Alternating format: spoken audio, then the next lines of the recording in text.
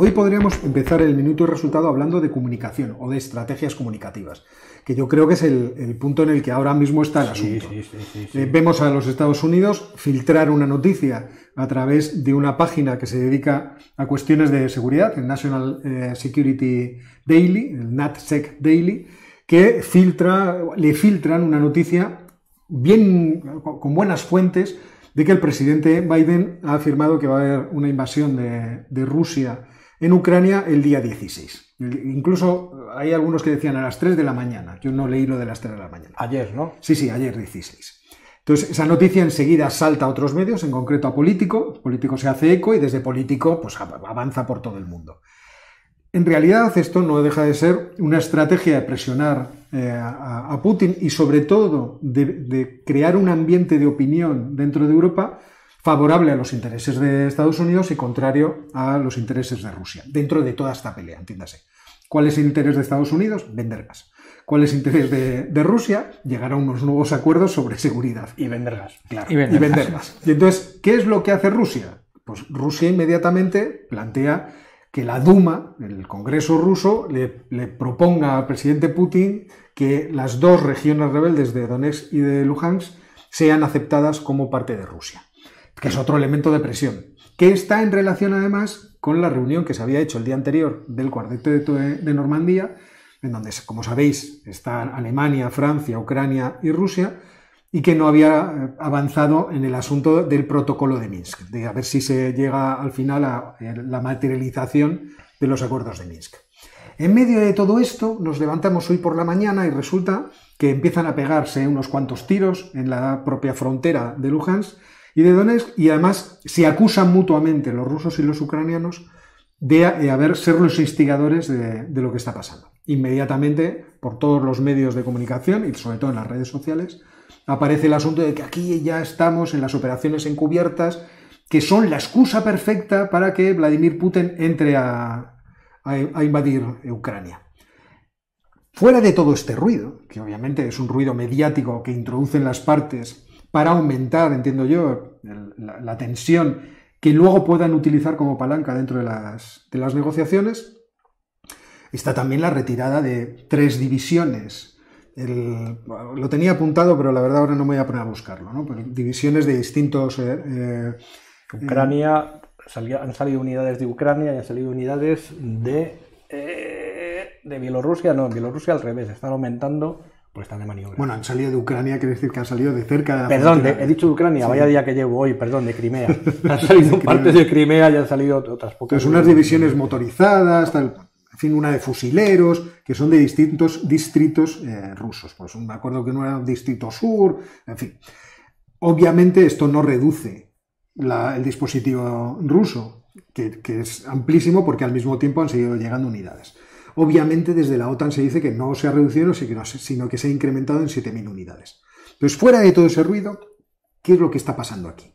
Lo que está pasando de importancia, en lo que yo creo que hay que fijarse o hay que fijar la atención, es que Rusia ya ha decidido cuál es su posición respecto del documento que le mandaron los Estados Unidos, ha definido que solo quiere hablar con los Estados Unidos, que no le interesa hablar con los europeos, que está bien recibirles a Scholz, al otro, al de la moto, pero que en realidad ellos quieren hablar con los Estados Unidos y que le parecen razonables algunos de los aspectos planteados por los Estados Unidos, por lo cual no estaría mal plantearse si empezar algún tipo de proceso más sistemático de negociación.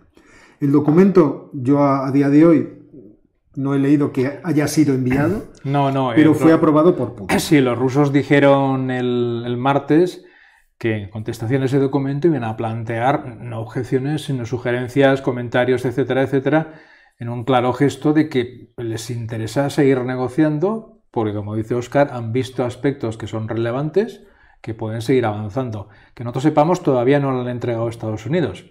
Pero eso es porque es importante, porque en principio, mientras un proceso de eso está en marcha, es muy, muy improbable cualquier tipo de ataque. Así que, por ahora el ataque yo creo que está efectivamente descartado. Vamos a agradecerle a Manuel Máltez que nos ha regalado un café. Gracias, Manuel. Gracias, pues no hace una falta. Hoy a estas horas de la tarde. Yo, por el rato que llevo... Sí, la verdad es que a mí me ha llamado muchísimo la atención porque claramente yo creo que esta vez, ya voy otra vez al teatrillo de la guerra de ayer, que era todo un teatrillo. Sí. Yo creo que claramente Estados Unidos ha conseguido una gran maestría en las campañas de desinformación y de intoxicación que ha practicado sistemáticamente el Kremlin. Yo creo que le ha ganado la mano a Putin, porque toda esta semana el discurso lo ha dominado Estados Unidos, no lo ha dominado el Kremlin, como estaba pasando hasta ahora. Y los discursos de Putin eran casi a la defensiva. Nosotros no vamos a invadir nada, nosotros no hemos dicho que vamos. Bueno, puedes decir eso, Vladimir, cuando tiene 150.000 soldados a 100 kilómetros de la frontera. Vamos a ver. Hay que reconocer que eso es cómico. O sea, no hay relación entre pedir conversaciones sobre la seguridad europea y que yo tengo ahí a 100 y pico mil, además de tanques, barcos, aviones. Por una vez, no hay. Estábamos de maniobras. Yo por una vez, por favor, pido perdón que no sirva de precedente, pero es que estoy de acuerdo con Josep Borrell cuando dice que esto ya parece la guerra de Gila, porque y los que seáis más jóvenes, meteros en YouTube, buscad algo de la guerra de Gila y ya veréis a qué me estoy refiriendo, porque lo de Putin ya, en fin. Retírate, hombre, pero retírate, digo, del puesto, deja a los soldados ahí. Y no me han hecho caso, pero esto de las unidades yo creo que tiene que ver con lo de las dietas, porque llevan ya desplegados 3 meses y las dietas son acumulativas, entonces tienen que sacar a unos y llevar a otros, aparte del frío. ¿Tienen que pagar intereses de demora también? Tiene que pagar intereses de demora y seguro que a partir del tercer mes se multiplica por 2 las dietas, según convenio. O sea, claro, aquí hay mucho dinero por medio y Vladimir no está. Y luego una segunda parte, ya más en serio, bromas aparte. Tengo que hacer los números bien, porque ayer los hice prisa y corriendo, y como los americanos tienen la manía de publicar las estadísticas en las medidas imperiales, no me aclaro muy bien cómo calcular lo de los pies cúbicos, no me sale hacer los cálculos del gas en pies cúbicos, pero en valor, no en volumen, pero sí en valor, resulta que hablo de memoria, de junio ahora, las exportaciones de Estados Unidos de gas natural licuado se han multiplicado por 3 y les ha convertido en el mes de noviembre, que es el último dato que ha publicado la EIA, la Agencia Norteamericana de la Energía, se ha convertido en el primer exportador mundial de gas natural licuado por delante de Qatar y por delante de Australia. No hace falta que diga dónde va ese gas, ¿no? Bueno, seguramente al Alto Volta. Al Alto Volta, Volta Alto. No Capital Ouagadougou, todavía me acuerdo cuando lo estudiaba. Es que ahora se llama Burkina Faso. Ahora se llama Burkina Faso. Claro, por eso decía yo, ¿dónde está Alto Volta? ¿Qué ha pasado en Burkina Faso recientemente? me pregunto. Bueno, está muy en el centro de África. Yo estoy ahora muy sensible con Burkina Faso porque mi prima Milena se va allí. Ella trabaja para una serie de instituciones de estas ONGs y tal. Sí. Además, centradas en cuestiones de desminado y cosas por el estilo. Y la semana que viene se me va a Burkina. O sea, pues con mucho cuidado. Podemos, eso sí, tener información directa de Burkina. Mira, no lo había pensado. Un día podemos invitar a Milena que nos cuente algo. Pasa que como ella vive generalmente en el extranjero.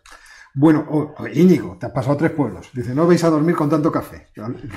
Nos invita a unos vinitos. Gracias, vale. Íñigo Bilbatúa. Gracias. Pues hasta aquí las noticias, hasta aquí el minuto y resultado. Y vamos directamente con nuestra tertulia.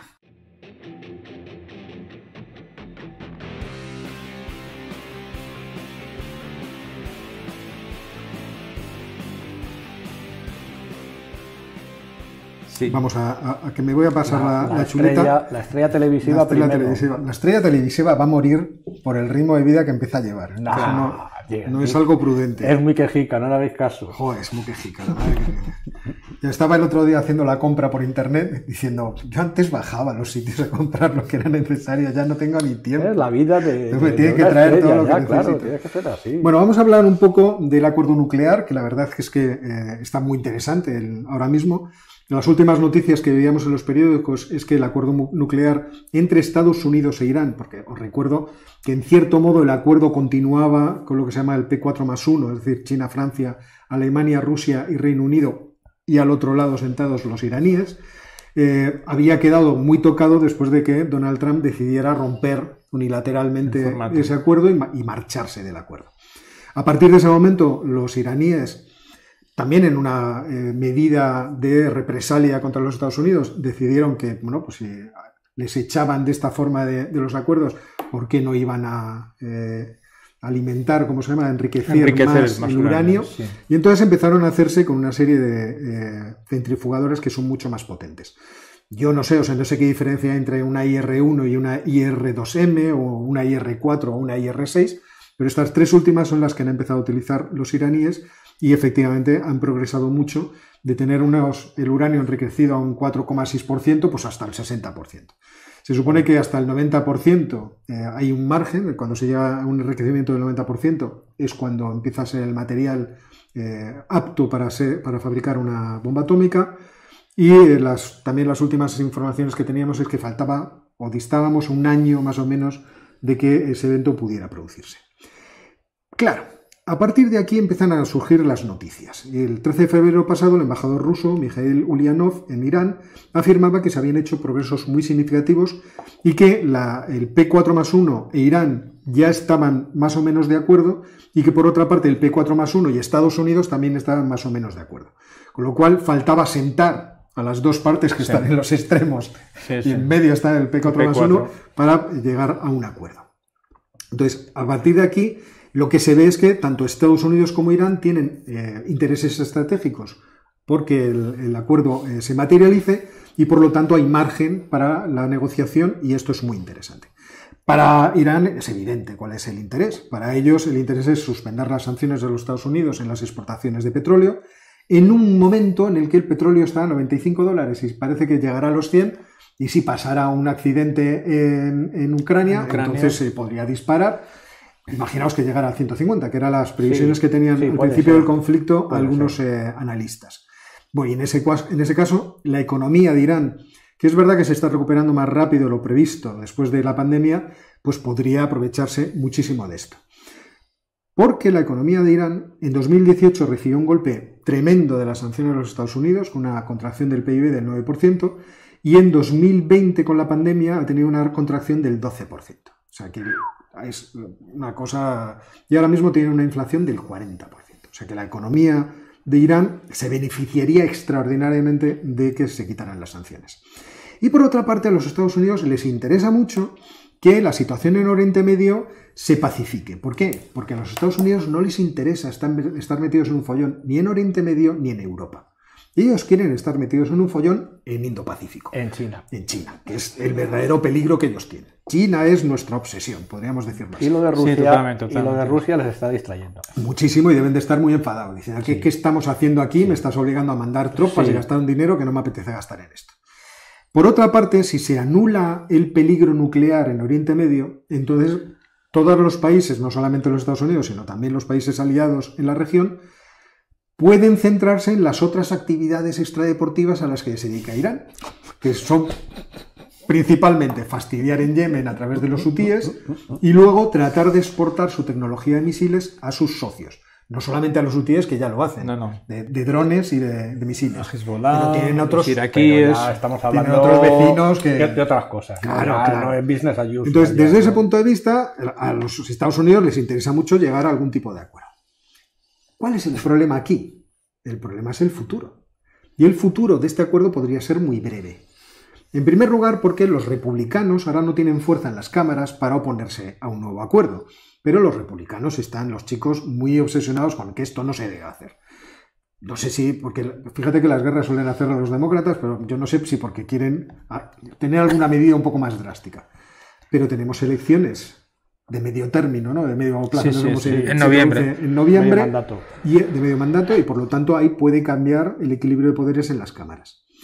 Y además, tenemos que para 2024 no es nada descabellado que se presente a las elecciones nuestro entrañable Donald. Oye, qué bien, vuelve Donald. Otra vez vuelve Donald. Entonces, Donald, que yo insisto, pudieron matarlo los republicanos dos veces en realidad con los dos impeachment. Pero vamos. Lo dejaron vivo y ahora tienen un problema con Donald. Y Donald, si vuelve, claro, todos estos acuerdos pueden verse rotos. No solamente estos, sino los acuerdos que se han ido forjando también en la región asiática. Entonces, desde ese punto de vista, Donald es un peligro para la política de los halcones demócratas bastante importante. Y yo creo que, obviamente, este no es el tema de hoy, el tema es el acuerdo nuclear, pero Donald yo creo que va a ser sometido a cierta presión en los próximos meses desde el punto de vista judicial. lo preveo, ¿no? No tengo ninguna razón más que esta. ¿Por qué? Mal pensado. Porque cuando una amenaza existe, pues hay que tratar de... ¿Tendrá algo que ver con las acusaciones que ha recibido Hillary de espiar a Trump también y que quieren que... Claro, ahora empezará un movimiento de todo tipo, pero yo estimo que Donald desde luego se va a presentar, está loco por la música. Todos los mítines que está haciendo últimamente van en ese sentido. Le van a sacar las declaraciones de Hacienda hasta del año 67, vamos. O sea, pero aquí la pregunta es, si se llega al acuerdo nuclear entre Estados Unidos e Irán, ¿qué cosas cambian? Pues cambian muchas. Una de las cosas que cambian, aunque no lo parezca porque serán bajo mano, es la siguiente.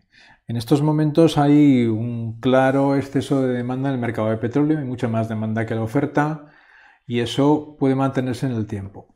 Eso significa que si Irán entra en el mercado, los precios bajan, pero no demasiado, porque la demanda va a seguir siendo fuerte. Por tanto, el conflicto que suponía, la merma para los saudíes, cataríes, etcétera, etcétera, del petróleo iraní entrando en el mercado, sería menor de lo que parece. ¿Eso qué quiere decir? Que una de las razones por las cuales buena parte de estos países apoyan el embargo no es tanto por la cuestión de la bomba atómica, sino por el hecho de que deja fuera del mercado a Irán. Claro. Pero en un mercado con una demanda grande y creciente de muchos países, ese no es un problema tan grande. Hay posibilidad de venta para casi todos los agentes. Y eso está relacionado con muchos viajes que ha habido entre los ministros de Exteriores de iraní a Emiratos Árabes, de Emiratos Árabes a Irán, a Egipto, que seguramente han estado tratando tipo de cosas. Sin orden del día, sin prensa... No sabemos nada de nada, no ha habido ni un maldito comunicado, a pesar de los ataques con los drones, de la defensa de UA con los misiles balísticos que destrozaron más drones. Todo eso ha ido pasando mientras lo que no nos enterábamos estaba pasando, que es esto de fondo. Entonces, yo entiendo que en este momento, para los distintos agentes en Oriente Medio, ese acuerdo no es malo, incluyendo Israel. Incluyendo Israel. Que le permite no tener que centrarse tanto en Irán y dedicarse más a ¿qué? Pues a vender sus armas, a vender su tecnología, etc. No, está claro que toda la región ha cambiado de aires. Ha cambiado mucho. Lo que quieren es estabilizarla, convivir y resolver algunos problemas. Aunque se lleven mal, pero... Sí. Y resolver algunos problemas que además se está instigando directamente Irán. El gran perdedor de este acuerdo, y de ahí viene quizás el nerviosismo de los republicanos, el gran perdedor de fondo de este acuerdo es el sector petrolero norteamericano. Sí. Porque con el shale tiene que funcionar. Ahora mismo están felices porque están operando con niveles muy altos y los márgenes le salen. Han aprendido mucho del boom después de la gran recesión de la década de los 2010. Ya no son tan arriesgados como eran antes, porque han tenido bastantes quiebras además, y ahora son bastante más prudentes, pero es verdad que están otra vez viviendo una época bastante buena con los pozos que tiene. Si entra Irán, y no tiene por qué bajar mucho el precio del petróleo, porque la OPEP lo regulará, como dice Jorge, pero es verdad que puede bajar a los 70, a los 60. Sí. Van a intentar hacer todo lo posible, creo yo, porque ya lo hicieron en 2014, van a intentar hacer todo lo posible para ajustar a un precio que les hagan las cuentas a Rusia y a la OPEP para sus presupuestos, sobre todo, porque es una fuente inmensa de ingresos fiscales, y no dejar crecer al sector petrolero norteamericano. Esa yo creo que va a ser el punto. Y, lógicamente, los lobbies petrolíferos y los lobbies energéticos más importantes presionan más a los republicanos y los republicanos recogen más ese guante que los demócratas. Entonces, ahí es por donde se puede explicar lo que estaba contando Óscar de la vuelta de Trump y cosas parecidas, y que es un acuerdo que puede ser de corta duración. Pero ya digamos que esa pieza que nos faltaba de qué hacía el ministro de Asuntos Exteriores iraní en los Emiratos, pues ya todo cobra sentido. Claro, hay una gran confluencia de intereses. Sí. Lo que yo además me preveo es que este acuerdo va a ser rápido, o sea, que nos va a sorprender. Sí, que ha habido mucha negociación por detrás, que hubo un momento, que es verdad, que fue divertido, en el que las delegaciones ya no podían aportar nada más, porque el asunto era aportar garantías, y el problema de las garantías es la verdadera dificultad del acuerdo. Desde ese punto de vista, a los iraníes les puede interesar un acuerdo que sea de corto plazo también. O sea, imaginemos que efectivamente la dificultad puede surgir por las cámaras, pero quizás sea una dificultad que hasta que el presidente no salga va a estar contenida si logran llegar al acuerdo antes de las elecciones de medio plazo, Sí. que estoy yo Medio mandato. medio mandato. Midterm. Hay días que estoy con el Sí, midterm y no claro, me sale ya no sale. el medio mandato, no me salía. Y además, si logran retener en el acuerdo toda la infraestructura tecnológica que les sirve para enriquecer el uranio, entonces puede ser muy aceptable para los iraníes. Claro. Porque dicen, durante 2 años y aprovechando Que el precio alto del petróleo, no se cierran opciones. vendo, y en caso de que venga Donald Trump dentro de 2 años, yo retengo mi capacidad de poder producir una bomba atómica. Claro. Y en ese caso, todo se para. Sí. Lo que pasa es que es realmente un juego peliagudo y complicado. ¿Os parece que pasemos a otra cosa? Sí. Sí, Ángel, atacas tú. voy. A las 4 de la tarde, hora de Bruselas, empieza la cumbre, retrasada varias veces y con bastantes problemas que ha tenido para celebrarse en los últimos años, la cumbre presencial entre los líderes de la Unión Europea y de la Unión Africana, las dos grandes uniones de este hemisferio. Una reunión largamente esperada por todos los que hacen el seguimiento de los asuntos o de las relaciones de estos dos grandes bloques, porque ha tenido muchos altibajos y ha tenido muchísima discontinuidad en los últimos meses. Pero es una cumbre que viene de base o de principio muy tocada. Viene muy tocada por 2 razones fundamentalmente, y para mí yo creo que es fundamental, que es una cosa de equilibrios.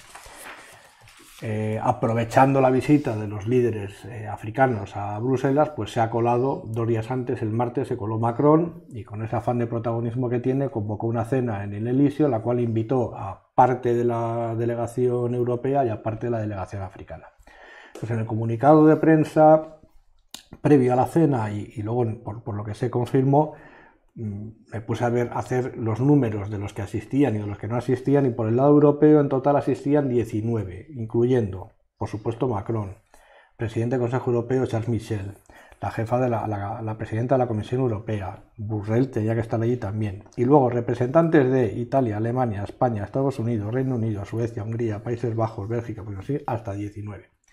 Dice, bueno, vale, van a hablar de muchas cosas con los africanos. ¿Quién va por el lado africano? Por el lado africano, como es una cumbre del Sahel, iban Chad, Mauritania y Níger, y el presidente de Senegal representando a Senegal, Costa de Marfil, Ghana, Togo y Benín. 19 contra 4.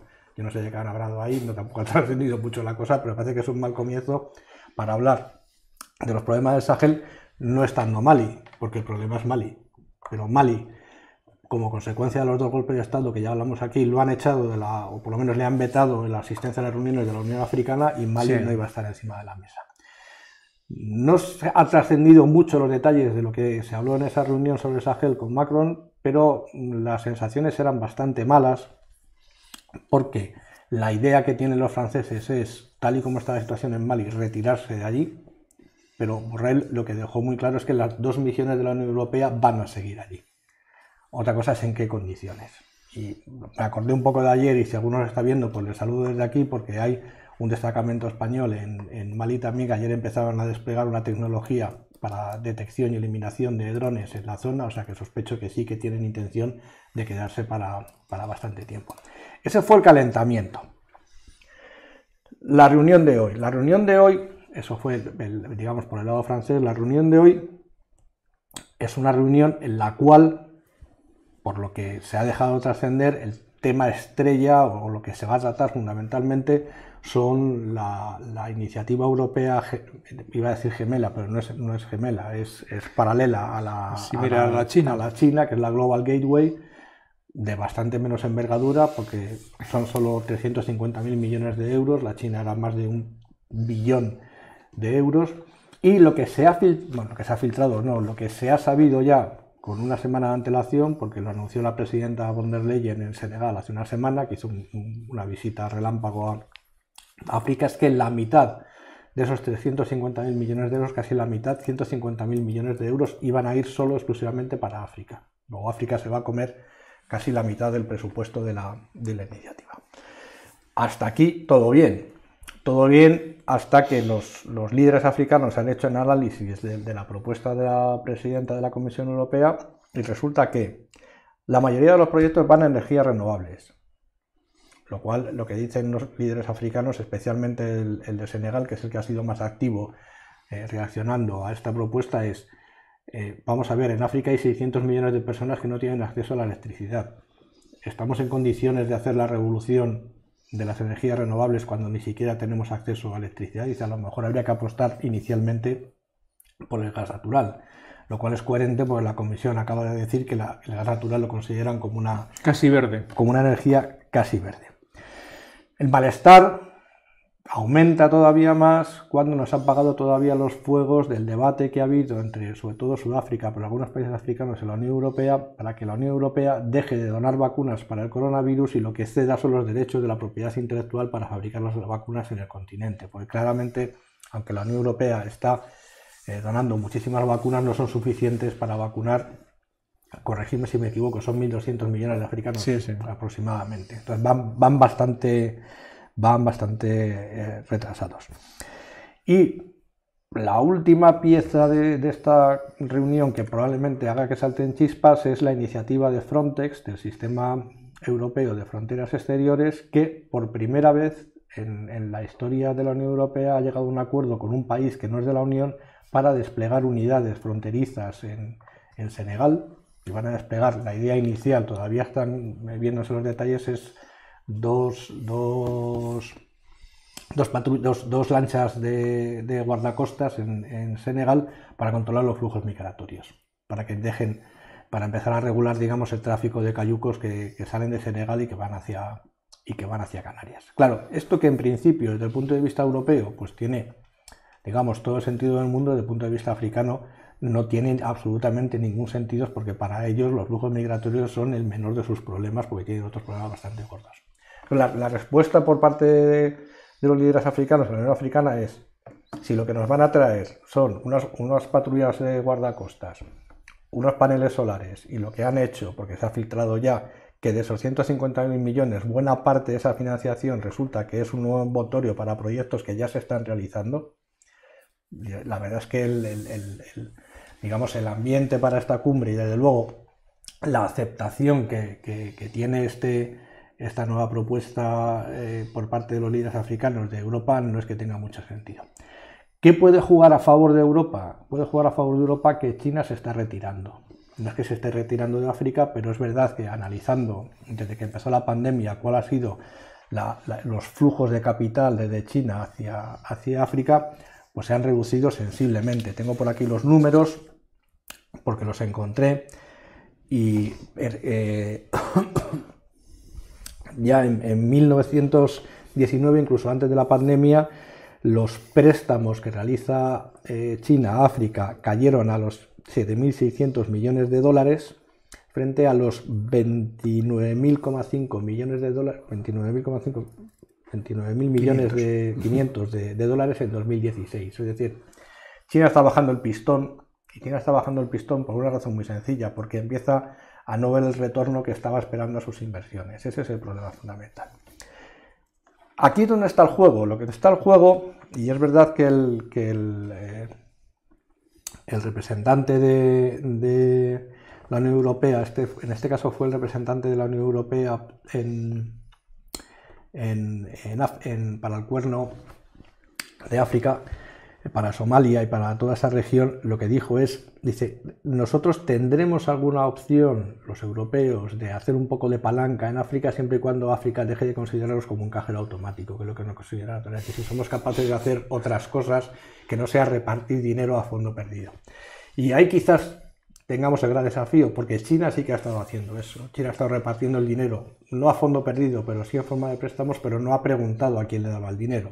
Es decir, no ha tenido ningún inconveniente en repartir dinero a dictaduras o a regímenes de dudosa, digamos, legitimidad, o por lo menos que no cumplían con los derechos humanos. Entonces, digamos, la tensión de la cumbre de hoy está ahí y veremos a ver qué sale de ella, porque la preparación por el lado europeo parece que ha sido mucha. Estuvo Verstappen en Nigeria, ha estado Ursula von der Leyen también visitando Senegal y algunos países africanos, pero ha sido como 1 o 2 semanas antes de llegar a la cumbre. O sea, la verdad es que creía que la cena de Macron no iba a tener tanta gente. Pues yo bromeé con la cena de Macron, esta precedente, y diciendo, bueno, ha cogido gusto a las mesas largas después de estar con Putin. Pero otro día hablamos de mesas. Y entonces, Porque yo lo que leí es que estaba Draghi, estaban pues, los presidentes de Mauritania, Níger, bueno, los que has citado. Pero no sabía que la cosa se había... No estaban líderes, pero sí representantes. Y entonces, claro, era una cumbre sobre el Sahel con los europeos, y estaba Estados Unidos, estaba el Reino Unido, que estamos muy enfadados con ellos, no sé qué pintaban ahí, en fin. Yo creo que Putin tiene sus cosas, pero Macron también tiene las suyas. No, evidentemente. Lo que pasa es que la situación en el Sahel se está poniendo muy divertida con todo lo que ha pasado alrededor de los golpes de Estado y sobre todo de Mali. Y un problema añadido que tiene esta cumbre es que coge a África, Unión Africana es África, con muchos conflictos internos, con muchos golpes de Estado que están generando muchas divisiones. Mali está afuera en estos momentos, Burkina Faso está afuera por el golpe de Estado. Es decir, que los propios africanos, hasta el punto en que pueden controlar la situación, se encuentran con muchos problemas internos y no pueden presentar un frente común para decir necesitamos esto, porque a lo mejor no es así en absoluto. Y es significativo pues, que el número de dirigentes que han ido a Bruselas es relativamente pequeño. Y en general yo tengo la sensación de que tampoco, es que claro, nosotros decimos, vamos a hablar con la Unión Africana. La Unión Africana tiene una división y subdivisión interna muy superior a la que puede haber en la Unión Europea. Cuando nosotros nos quejamos o decimos que no hay unanimidad, que no hay consenso, que no avanzamos en la misma dirección, lo de África, ya ni te cuento.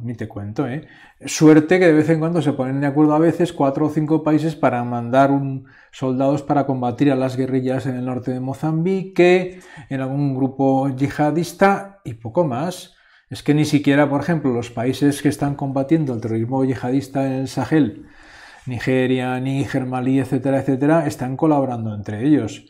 Por tanto, esperar que África es un continente pero de una variedad enorme, que no nos podemos imaginar, presenta una voz más o menos unida respecto a las posibilidades de acción de la Unión Europea, diga nos interese esto, nos interese lo otro, es normal que nos vean como una máquina expendedora de billetes porque cada uno lo único que necesita es yo necesito algo de dinero para esto y no soy capaz de articularme con mis vecinos para algo de mayor envergadura. O sea que eso hay que tenerlo en cuenta. Lo que pasa es que nos habíamos ilusionado con ciertos movimientos institucionales que se habían producido en África. Sí, claro. El ECOWAS, la Comunidad Económica de los países de África Occidental, había dado pasos muy valientes en términos de sanciones contra Mali y ahora lo ha hecho de forma un poco más prudente contra Burkina Faso, precisamente para defender que es posible cambiar en términos de progreso político el signo de toda la región. Y eso desde un punto de vista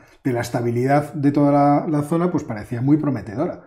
Lo que pasa es que ahora inmediatamente los golpes de Estado parece que se extienden, que parece que se ha vuelto una moda dentro de la región y amenazan con ese proceso. Bastantes pasos atrás, el de Burkina Faso, el de Mali, el de Sudán, la situación en Somalia que os acabamos de contar, casi no en todos los países afortunadamente, pero en bastantes países los enfrentamientos internos son grandes. Las enormes diferencias económicas dentro de los propios países. El peso de la tradición de la pobreza. Sí. Que esto es, por ejemplo, en Mauritania es una cosa que es para estudiar, porque ese peso de la pobreza está enraizado, o esa tradición de la pobreza, en las costumbres de esclavismo que, en fin, no se acaban de disolver. Suficientemente. Claro, pone muchas dificultades para un progreso institucional que hagan que la estabilidad política de esos países crezca y desde ese punto de vista las inversiones también puedan aterrizar y producir los beneficios que podían esperar de ellas. Porque al final muchas de esas inversiones caen en manos, en fin, de esas oligarquías que son de forma natural un elemento distintivo de muchos países africanos, porque por otra parte es que no puede ser de otra forma. Aquí estamos en la sociedad que hay. Claro, en la política de las manadas de lobos, de depredadores. Yo consigo esta fuente de obtención de rentas y sé que alrededor mío hay unos cuantos candidatos que les encantaría de una patada librarme y coger ellos el asunto. Y eso es una gran dificultad. La verdad es que no es nada sencillo abordar este problema. Han intentado hacerlo sencillo, creo yo, dándole un nombre a un programa y dándole un nombre a una iniciativa que lo que quiere es simplemente rivalizar con la China, pero el trabajo que hay que hacer en África es un trabajo de campo, es lo que decís vosotros, muchísimo más fino. Muy específico. No necesita grandes nombres, ni necesita a lo mejor grandes presupuestos, sino que necesita actuaciones sobre el terreno, sobre aspectos muy concretos, y hacer cirugías muy finas que requieren un despliegue de efectivos diplomáticos y administrativos sobre el terreno, que yo creo que no están calibrando bien Una ventaja que tiene la iniciativa china es que tiene los objetivos muy claros y muy concretos. ¿Te pueden gustar o no? Tenemos que construir un ferrocarril para sacar el cobre de no sé cuántos. Una carretera, en nuestro caso, no sabemos muy bien. El dinero lo tienes aquí para hacer la carretera. Eso sí, el contratista es chino. No me contrates. Y los trabajadores también lo son. Los trabajadores también lo son. Con lo cual, ¿cuál va a ser el beneficio que queda sobre el terreno? La carretera la dejan hecha. Sí, eso está claro. Ese es el asunto. Ya, pero a lo que me refiero es que es más fácil. Sí, la deuda se la dejan al país. Claro. Pero que es más fácil gestionar una iniciativa con objetivos concretos, específicos, detallados, más o menos pequeños, locales, que no lo que hemos hecho nosotros. Es que el nombre se las trae, Global. Sí.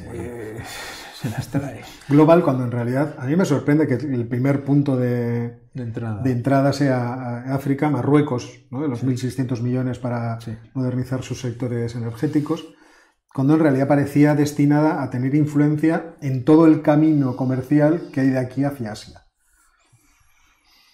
Quedan 200.000 millones, veremos a ver cómo lo reparten, pero vamos, yo tiraría para el otro lado, porque en Asia me parece que ya hay poco que rascar, pero yo creo que en el continente americano queda bastante que rascar todavía, creo yo. El continente americano es tierra de promisión. Siempre he dicho que lo ideal sería que este proceso de globalización saltara precisamente al continente americano. Lo que no sé yo es si los vecinos del norte están muy por la labor de permitir o... Estos, si has visto los documentos de la estrategia, están pensando en el Indo-Pacífico. No, pero no me refiero a eso, quiero decir.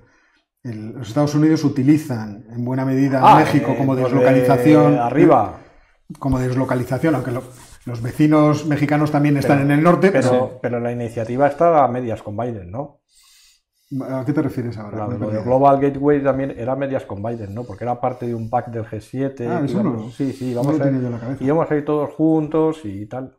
Entonces, tampoco debería de suponerle un problema. Porque no, ya, a lo que me refería es que ellos tienen claramente tomado México como su lugar de deslocalización y no hacen progresos, por lo menos visibles, de tratar de hacer progresar ese mismo esquema al resto de Centroamérica, a Centroamérica y a Sudamérica. Hay bastante. O sea que ahí hay muchas dificultades también geográficas y de distancias. Sobre todo de distancias, que México la frontera está ahí mismo, donde está todo el tema de maquilas. Llevarlo a Honduras o llevarlo a Guatemala, pues ya le requiere un transporte marítimo que encarece mucho el paso por carretera en los puertos. O sea que creo que sí que hay margen para trabajar por ahí.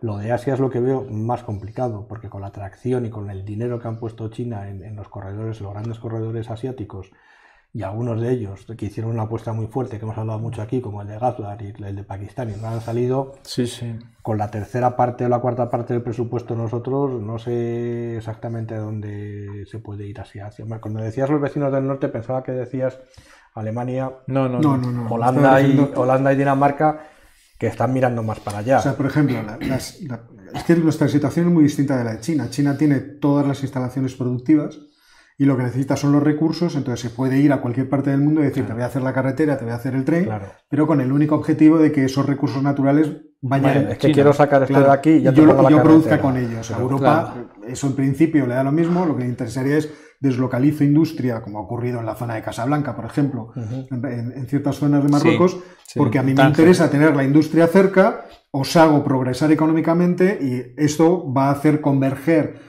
Lo que pasa es que en el caso de Marruecos, obviamente, como no está dentro de la Unión Europea, va a ser muy lento, pero os hace converger hacia nosotros. Y eso es muy interesante. Los Estados Unidos han hecho un esquema muy parecido con México. Yo saco mis industrias, están en México, pues fantástico. Pero sois una parte de mi sistema productivo. El problema es que nosotros no tenemos ese interés por el resto, aparentemente, por el resto de África, porque África no tiene la estabilidad institucional y sí la tiene Asia. Y yo no sé hasta qué punto sería conveniente que Europa se fijara en Sudamérica, por ejemplo, por poner un ejemplo, o en Centroamérica para decir, podríamos deslocalizar parte de nuestra actividad productiva en estas regiones en vez de en Asia. Es decir, podría saltar la globalización hacia América, centro y sur, sacándola en cierto modo de nuestras inversiones en Asia. Pasa que no debe ser muy fácil, porque como desmonto yo los aparatos que tengo instalados pero eso podría convenir. Sí, eso podría convenir. Tendría además una garantía, por así decirlo, en mis cadenas de valor, en mis cadenas de suministro respecto de Asia, en donde la geopolítica empieza a ser también todo un Centroamérica está infinitamente más conectada con Europa de lo que puede estar en los puertos de Asia. O sea, aunque solo sea por la distancia geográfica y por las dificultades de comunicación, Suez o Panamá en cualquiera de los casos es bastante más complicado. Pero volviendo un poco al tema de África y de la Unión Europea, yo entiendo la postura de los líderes africanos y creo que tienen razón. Es decir, si todo este plan solo es para que paremos a la inmigración en el Mediterráneo, pues aquí esta gente no tiene nada que opinar ni tiene nada que decir, y es un plan que, salvo llevarse el dinero a su casa, es que no les interesa en absoluto, porque tienen otras prioridades. Y más que ese dinero no llega como decís, como llega el chino para hacer alguna acción en concreto, o llega a fondo perdido, que podría llegar a fondo perdido para sobornar a esas élites y que fueran esas élites las que pararan el movimiento migratorio, sino que llega para poner paneles solares y dice, pues pongo estos los paneles solares donde quiera. A mí quién me está contando, yo no quiero saber nada de esto. Cuando tú te planteas el progreso económico de, por ejemplo, el África Occidental, del que estamos hablando, teniendo en cuenta que ahí debe haber más de 350 millones de personas, realizar un progreso económico en esas regiones es extremadamente difícil. O sea, Europa no tiene el músculo para poder resucitar. Podría plantearse alguno de los países resucitarlo en alguna medida, pero no tiene el poder, y además pero eso en términos de supervivencia, volveríamos a tu idea de adoptar un país. Adopte un país. Adopte un país. Adopte un país. Esta es una idea que vamos a venderla a nuestro público. Adopte un país. Dentro del presupuesto público, una parte se dedica al progreso económico de algunos Ahí sí de los que países. se podría hacer ese tipo de acción fina que estaba diciendo antes, una cirugía muy específica, que entonces sí que puede intervenir los equipos europeos para hacer realmente una operación bastante más fina de las que hacen los chinos, porque los chinos me llevo el coltán y si toca hacer una autovía la hago. Pero es que nuestro problema es un problema de largo plazo en el que también está implicado el asunto demográfico. La explosión demográfica de la África subsahariana y la contracción e invierno demográfico europeo. Pero ahí quiero decir que la visita y el protagonismo que está teniendo Senegal, porque la presidenta de la Comisión fue a Senegal a anunciar este proyecto, y el que ha tenido la voz cantante en la reunión con Macron en el Sahel ha sido el presidente de Senegal. Es decir, quizás están pensando en hacer ahí la punta de lanza de la establecer ahí la cabeza de playa. Dejando aparte Marruecos, es decir, me da la impresión que el proyecto de Marruecos es un proyecto satélite completamente aparte. Sí, porque Marruecos está mucho más cerca. Es decir, está más cerca, pero las sinergias económicas son más directas. Yo creo que está relacionado con el problema de Alemania, que Alemania ya tiene bastantes líos con Rusia para que se le abra otro frente en el sur de Europa. Y entonces aquí te dejo 1.600 millones de dólares y luego hablaremos del gobierno. Y lo otro, digamos que es un proyecto más a largo plazo. Pero ya veremos. Es que la única solución para la estabilidad en realidad de cualquier país es el progreso económico. Y el progreso económico es muy lento, es un proceso además en el que atraer a la gente a los modos de vida y de producción, vamos a decir, capitalistas. Es complejo, es decir, no es algo que se produzca de la noche a la mañana, por lo tanto, pues todas estas cosas al final parece que son pequeños parches que se van poniendo. Son pequeños parches, claro. Y que no logran solucionar los problemas de largo plazo. Y tenemos que pasar al siguiente tema, que es un tema también de lo más enredado e interesante. Sí. Es el problema de Libia. Sí, esto nos habla Jorge. Va a ser un poco más corto porque es una cosa muy acotada. Como sabéis, desde que a alguien se le ocurrió la brillante idea de derrocar a Gaddafi, etcétera, etcétera, conseguimos desde 2011, conseguimos... ¿No fue un movimiento popular espontáneo? ¿no? Es que yo no estaba, no me acuerdo. ¿No te acuerdas? No. Pensaba que había sido una... Recuerdo cómo se empezó a estropear todo, cierta operación. Bueno, vamos a dejarlo. Hemos tenido en Libia una división entre dos zonas, dos partes del país, dos grupos de intereses. Una en Trípoli, que originalmente era la capital, en el cual teníamos al gobierno inicial apoyado fundamentalmente por turcos y cataríes, y luego se creó otro grupo, otro gobierno alternativo en Tobruk, cerca de la frontera de Egipto, con el apoyo de Egipto y con el apoyo de Rusia, mercenarios, y sobre todo soportado en el ejército o las tropas del comandante Haftar. Eso duró hasta el año pasado. Desde el año pasado, en primavera, se llegó a un acuerdo para hacer elecciones generales e intentar conseguir un parlamento y que el parlamento crease un gobierno. Bueno, no se han podido hacer las elecciones que estaban preparadas para diciembre por los enfrentamientos, por las dificultades del reclutamiento, de buscar voluntarios para las mesas, etcétera, etcétera. En realidad porque hay muchos que no quieren que haya elecciones. Y entonces lo que tuvimos lo que sí se consiguió en marzo del año pasado es un gobierno de concentración nacional bajo los auspicios de las Naciones Unidas, cuyo primer ministro fue Abdul Hamid Dbeiba, que fue una persona de consenso prácticamente de todos, incluyendo de los turcos, que son los que más han intervenido. Ese gobierno y los acuerdos han permitido que se retiren los mercenarios que había, que eran fundamentalmente rusos en la zona de Tobruk, y sirios reclutados por los turcos en Trípoli. O sea, parte de los sirios que se habían escapado de Siria los mandaron para allá. Esos se han ido y, por otro lado, como consecuencia de ese acuerdo, el comandante Haftar quedó marginado, porque había sido evidentemente la principal fuerza militar que había causado los disturbios. Pero eso se consiguió, no se consiguió hacer elecciones y ahora ya estamos en el siguiente paso, como ocurre, y lo veremos en varios casos.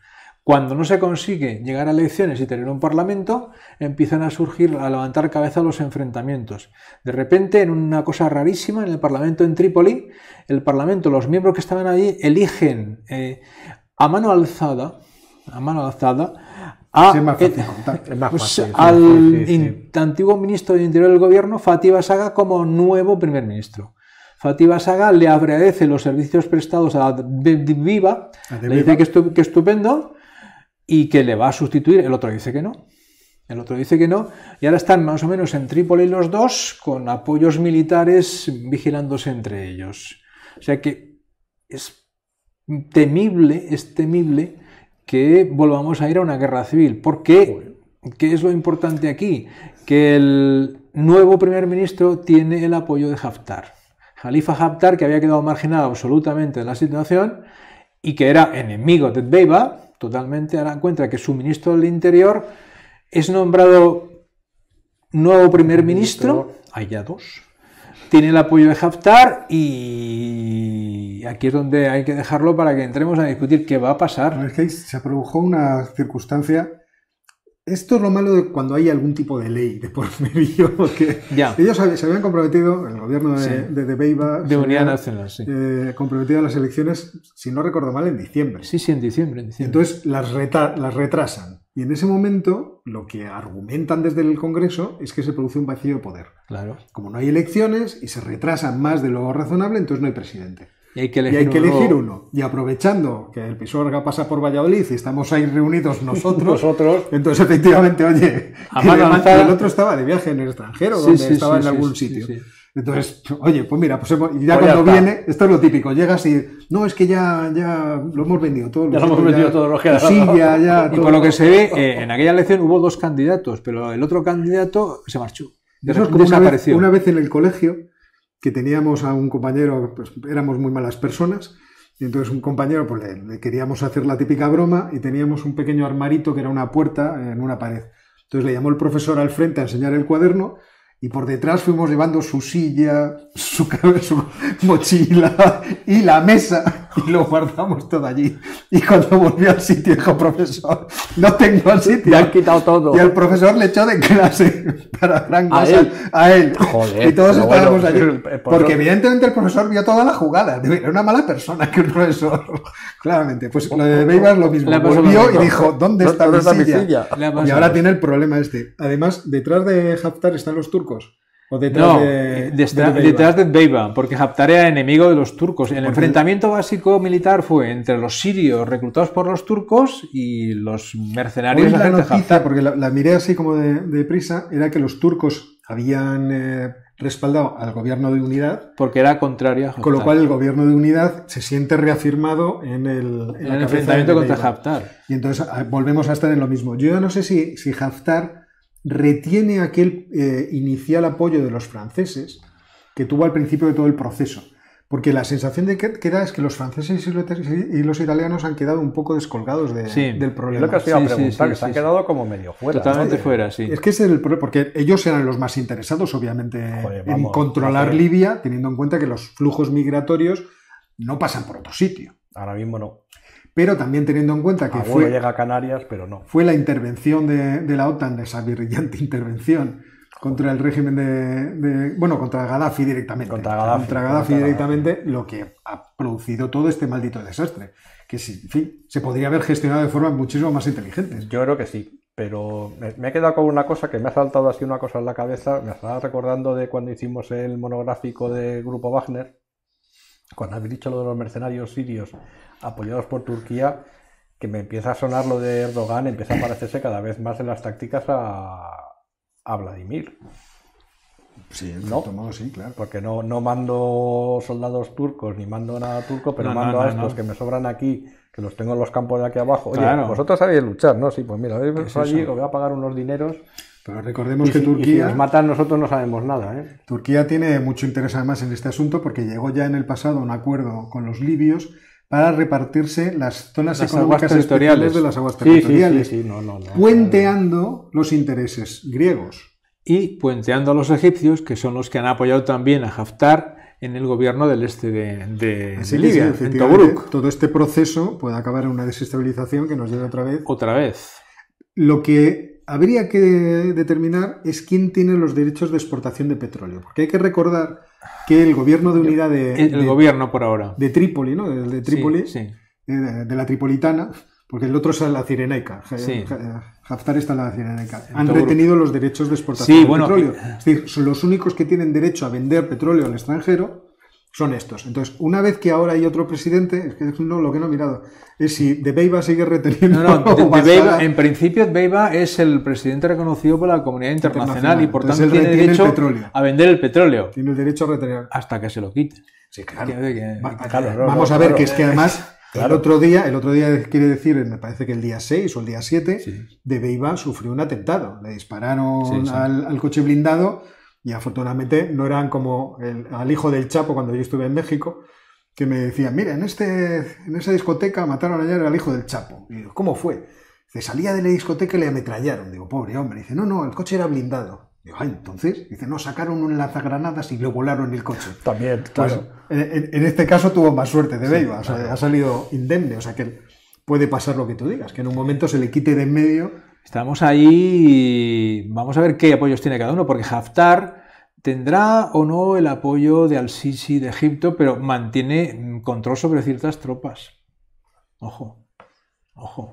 No, claro, los intereses de Haftar son intereses que están afianzados en una fuerza militar. O sea que eso... claro. No, eso lo habían con conseguido... el apoyo de los Gaddafi, del clan de los Gaddafi. Y con el apoyo de Al-Sisi, de Egipto. Esta es muy importante porque Al-Sisi no es... El ejército egipcio no es ninguna tontería. No, ninguna. Claro. Pero ninguna en absoluto. O sea que ahí están peleados los turcos contra los egipcios y nosotros como unos imbéciles mirando. Yo en un conflicto entre Turquía y Egipto prefiero que se me quede la cara de mirar.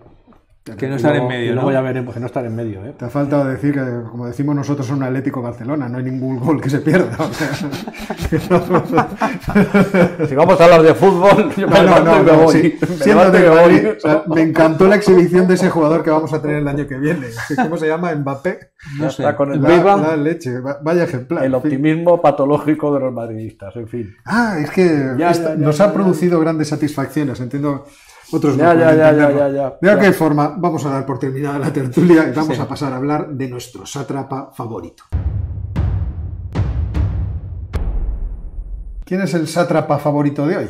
Un personaje fascinante, pero fascinante. Vamos, me lo he estado preparando, yo le conocía, por supuesto, porque es un sátrapa bastante famoso, pero conocía solo las pinceladas del personaje, pero cuando me lo he estudiado, la verdad es que da, yo creo que para escribir varias novelas de espías, vamos. Y me refiero a Noriega, que me corrijan nuestros seguidores panameños, conocido en Panamá como cara de piña también.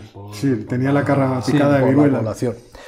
Bueno, pues Noriega, no se puede decir que fuera un sátrapa de estos que hemos hecho aquí en Geopolinómicos, porque no se puede decir que fuera un genocida, ni que fuera un dictador sangriento. De hecho, fue un dictador en la sombra, porque dominaba el país en la sombra.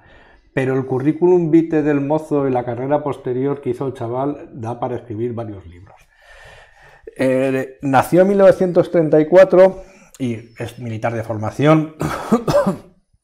Ingresó en la Guardia Nacional Panameña al cumplir los 22 años y su primer destino pues le llevó a conocer al que sería su gran padrino a lo largo de toda su carrera militar y después carrera política, que fue a otro dictador, que en su momento hablaremos de él también. Lo que pasa es que es un poco más aburrido que Noriega, que es Torrijos. Torrijos era otra cosa, era incluso llegado a estar bien visto en la comunidad occidental, pero no dejaba de ser un dictador, lógicamente. Pero bueno, conoce a Torrijos y ya desde el principio se llevaron muy bien, se llevaron extremadamente bien. Lo que pasa es que Torrijos, que era su jefe en Puerto Colón, y tuvo que empezar a corregir algunos de los excesos del amigo Noriega. Pues en 1962 pues tuvo que intervenir porque se le acusó de violar y de golpear a una prostituta. Años después se le acusó también al mismo Noriega de violar a una niña de 13 años y golpear a su hermano que la defendió. Y Torrijos pues siempre estaba ahí, al quite, pues te has portado mal, te voy a meter en arresto domiciliario 10 días, pero inmediatamente le reponían en el cargo y volvía. Destinan primero a Torrijos y Torrijos después se lleva a Noriega a una región del norte de Panamá, fronteriza con Costa Rica, que es la región, y perdonadme, pues lo tengo apuntado, me lo había aprendido, pero se me ha olvidado, que es la región de Chiriquí.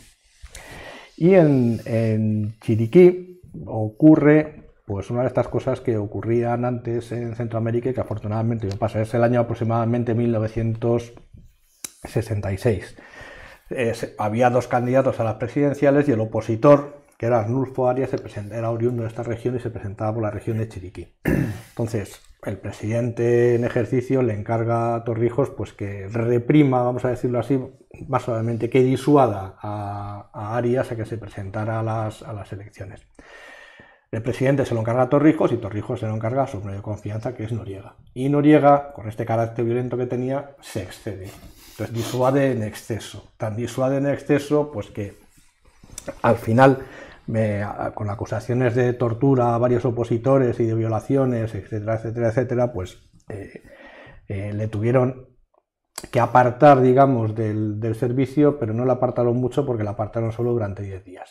Pero, y aquí viene el segundo padrino de Noriega en toda esta historia, después de Torrijos, el gran padrino de Noriega y el gran patrocinador y el gran mecenas de Noriega, que fue la CIA, los que luego se encargaron de echarle del poder. Pero ya en el año 66, a raíz de estos acontecimientos, la CIA ya empezó a tomar nota de su existencia.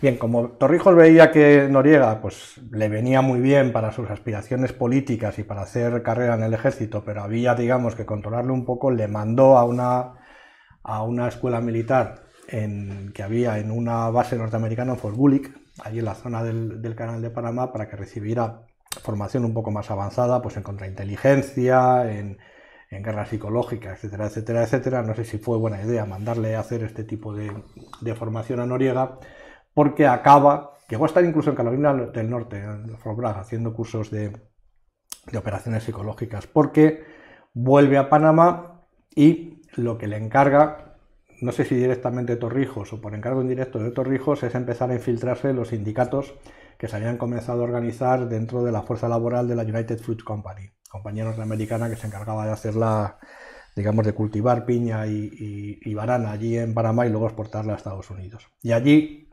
su superior, que era un ferviente anticomunista, pues le recibió con los brazos abiertos y de nuevo Noriega se empleó a fondo para desarticular parte de las organizaciones de trabajadores que se estaban creando allí. En el 67 a raíz de estos acontecimientos y de esta, digamos, actividad antisindical en favor de una empresa norteamericana, la administración norteamericana de Johnson le empezó a considerar como un gran activo, cito textualmente, y una estrella en ascenso en el ejército panameño.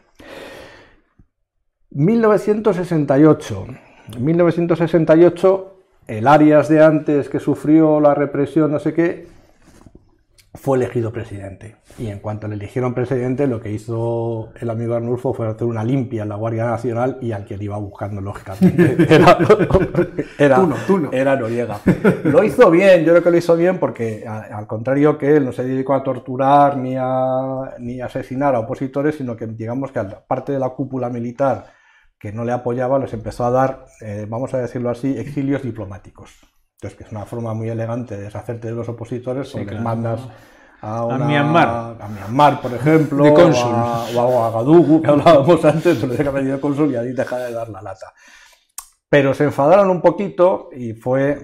No me quedó muy claro exactamente cómo fue el golpe, pero entre Torrijos y otros dos generales, que ellos querían seguir mandando allí, teniendo mando en plaza en el asunto, y obviamente, ¿a quién tenemos por medio? A Noriega, que se encarga digamos, de asegurar que ya en el año 68, en el año 69, Torrijos fuera elegido presidente. Y a partir de ahí se inicia un idilio romántico de Noriega a tres bandas. Atención, porque esto es bueno, ¿eh? Por supuesto, el idilio fundamental es con Torrijos, que le nombra G2, que es, digamos, el jefe de los servicios de inteligencia no solo del ejército panameño, sino de Panamá, con la CIA, que 2 años después, en el 71, le ponen nómina, pero nómina, o sea, no estamos hablando de unos cuantos euros, ya le empieza a pagar regularmente un sueldo por las operaciones que hace, y ya también en esta época, a principios de los 70, aprovechando que estaba ahí, aprovechando que era el jefe de la inteligencia, aprovechando los contactos de la CIA, pues ya el siguiente paso, ¿cuál era? Pues vamos a hablar con los narcos, porque ya que puestos a coger dinero de muchos sitios, pues ya me enredo con los narcos. Con lo cual, durante la década de los 70, Noriega está jugando a tres bandas. Torrijos tiene la cara amable del régimen, que es el que hace pues un montón de legislaciones laborales, favorece los derechos de los trabajadores, da permisos por maternidad y hace, digamos, todo el trabajo bonito. El que hace el trabajo sucio es Noriega, que es el que se encarga de reventar las concentraciones de los opositores, claro, las huelgas de los trabajadores, y es el que se encarga de eso. En paralelo, ya en el 71 es cuando empieza a recibir un sueldo de la CIA y digamos lo que le encargan, digamos, pero digamos que empiezan ya a tratar de asegurarse los norteamericanos de tener Panamá y sobre todo tener a Noriega como un activo, como dicen ellos, como un agente, digamos, que sea capaz de conseguir información de los movimientos guerrilleros y los movimientos revolucionarios que se empezaban a gestar en Centroamérica, pues sobre todo de la relación que tenían con Cuba. Luego veremos por qué. Y por supuesto es en esta época cuando empieza a entrar en contacto con los cárteles colombianos, con lo cual aprovecha toda la red que tenía montada, y además un lugar de tráfico como el Canal de Panamá es perfecto para organizar todo esto. Bien, lo de la droga a los americanos no les hacía ninguna gracia. Entonces ya empezaban a decirle que... Excepto a los que la consumían. Ya, pero ya a la CIA, digamos, le daba lo de la droga, le daba como un poco igual, pero a la DEA no. Y entonces los de la DEA al principio no pintaban nada, pero cuando empezaron a pintar algo ya le dijeron a los de la CIA, oye, este tipo es un delincuente. Y esto, ya, bueno, pero es nuestro delincuente. Y dice, ya, pero es un delincuente. Entonces Noriega se lo huele, tonto no era, y esta es muy buena también. En 1976 a los americanos no se les ocurre nada mejor que, mientras estaba Torrijos negociando la cesión del Canal de Panamá a Panamá, las condiciones de la negociación, sí, se ponen a pinchar teléfonos de funcionarios panameños. Y Noriega se entera. Y entonces, en lugar de denunciarlo y decírselo a Torrijos y hacer una denuncia pública internacional, lo que hace es chantajear a los escuchandos y les dice, oye, a mí no me toquéis mis negocios con los colombianos porque saco esto, como además estaba muy bien, lo llamaron el asunto de los sargentos cantores, ¿no? Porque eran los que iban largando y los que iban pinchando y no sé qué. Entonces, de momento, claro, digamos, se blindan. Y ya viene la cuarta línea de trabajo de Noriega, que es que ya es para troncharte de la risa, porque inicialmente, vamos a ver, la escena es la siguiente: Torrijos negociando con los americanos la cesión del Panamá. La devolución del canal. Sí. Noriega sueldo de la CIA. En paralelo trabajando con los cárteles.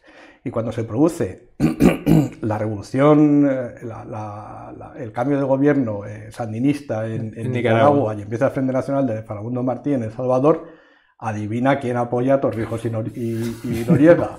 A los sandinistas y a los de Farabundo Martí. Entonces, atención a la jugada. ¿Cómo triangulan? Son buenos, o sea, tiene que ser buenos. O sea, pues están triangulando. Un pie metido en todos sitios. Están triangulando con información que sacan de Cuba y le pasan a los americanos. Están triangulando con la droga que sacan de Colombia y la llevan a Estados Unidos. Y ahora lo que hacen es las armas que les da Estados Unidos a cambio de mantener Panamá bajo control, entre comillas, norteamericano, se las venden a los sandinistas. Y él se queda con un margen razonable, o sea, bastante razonable.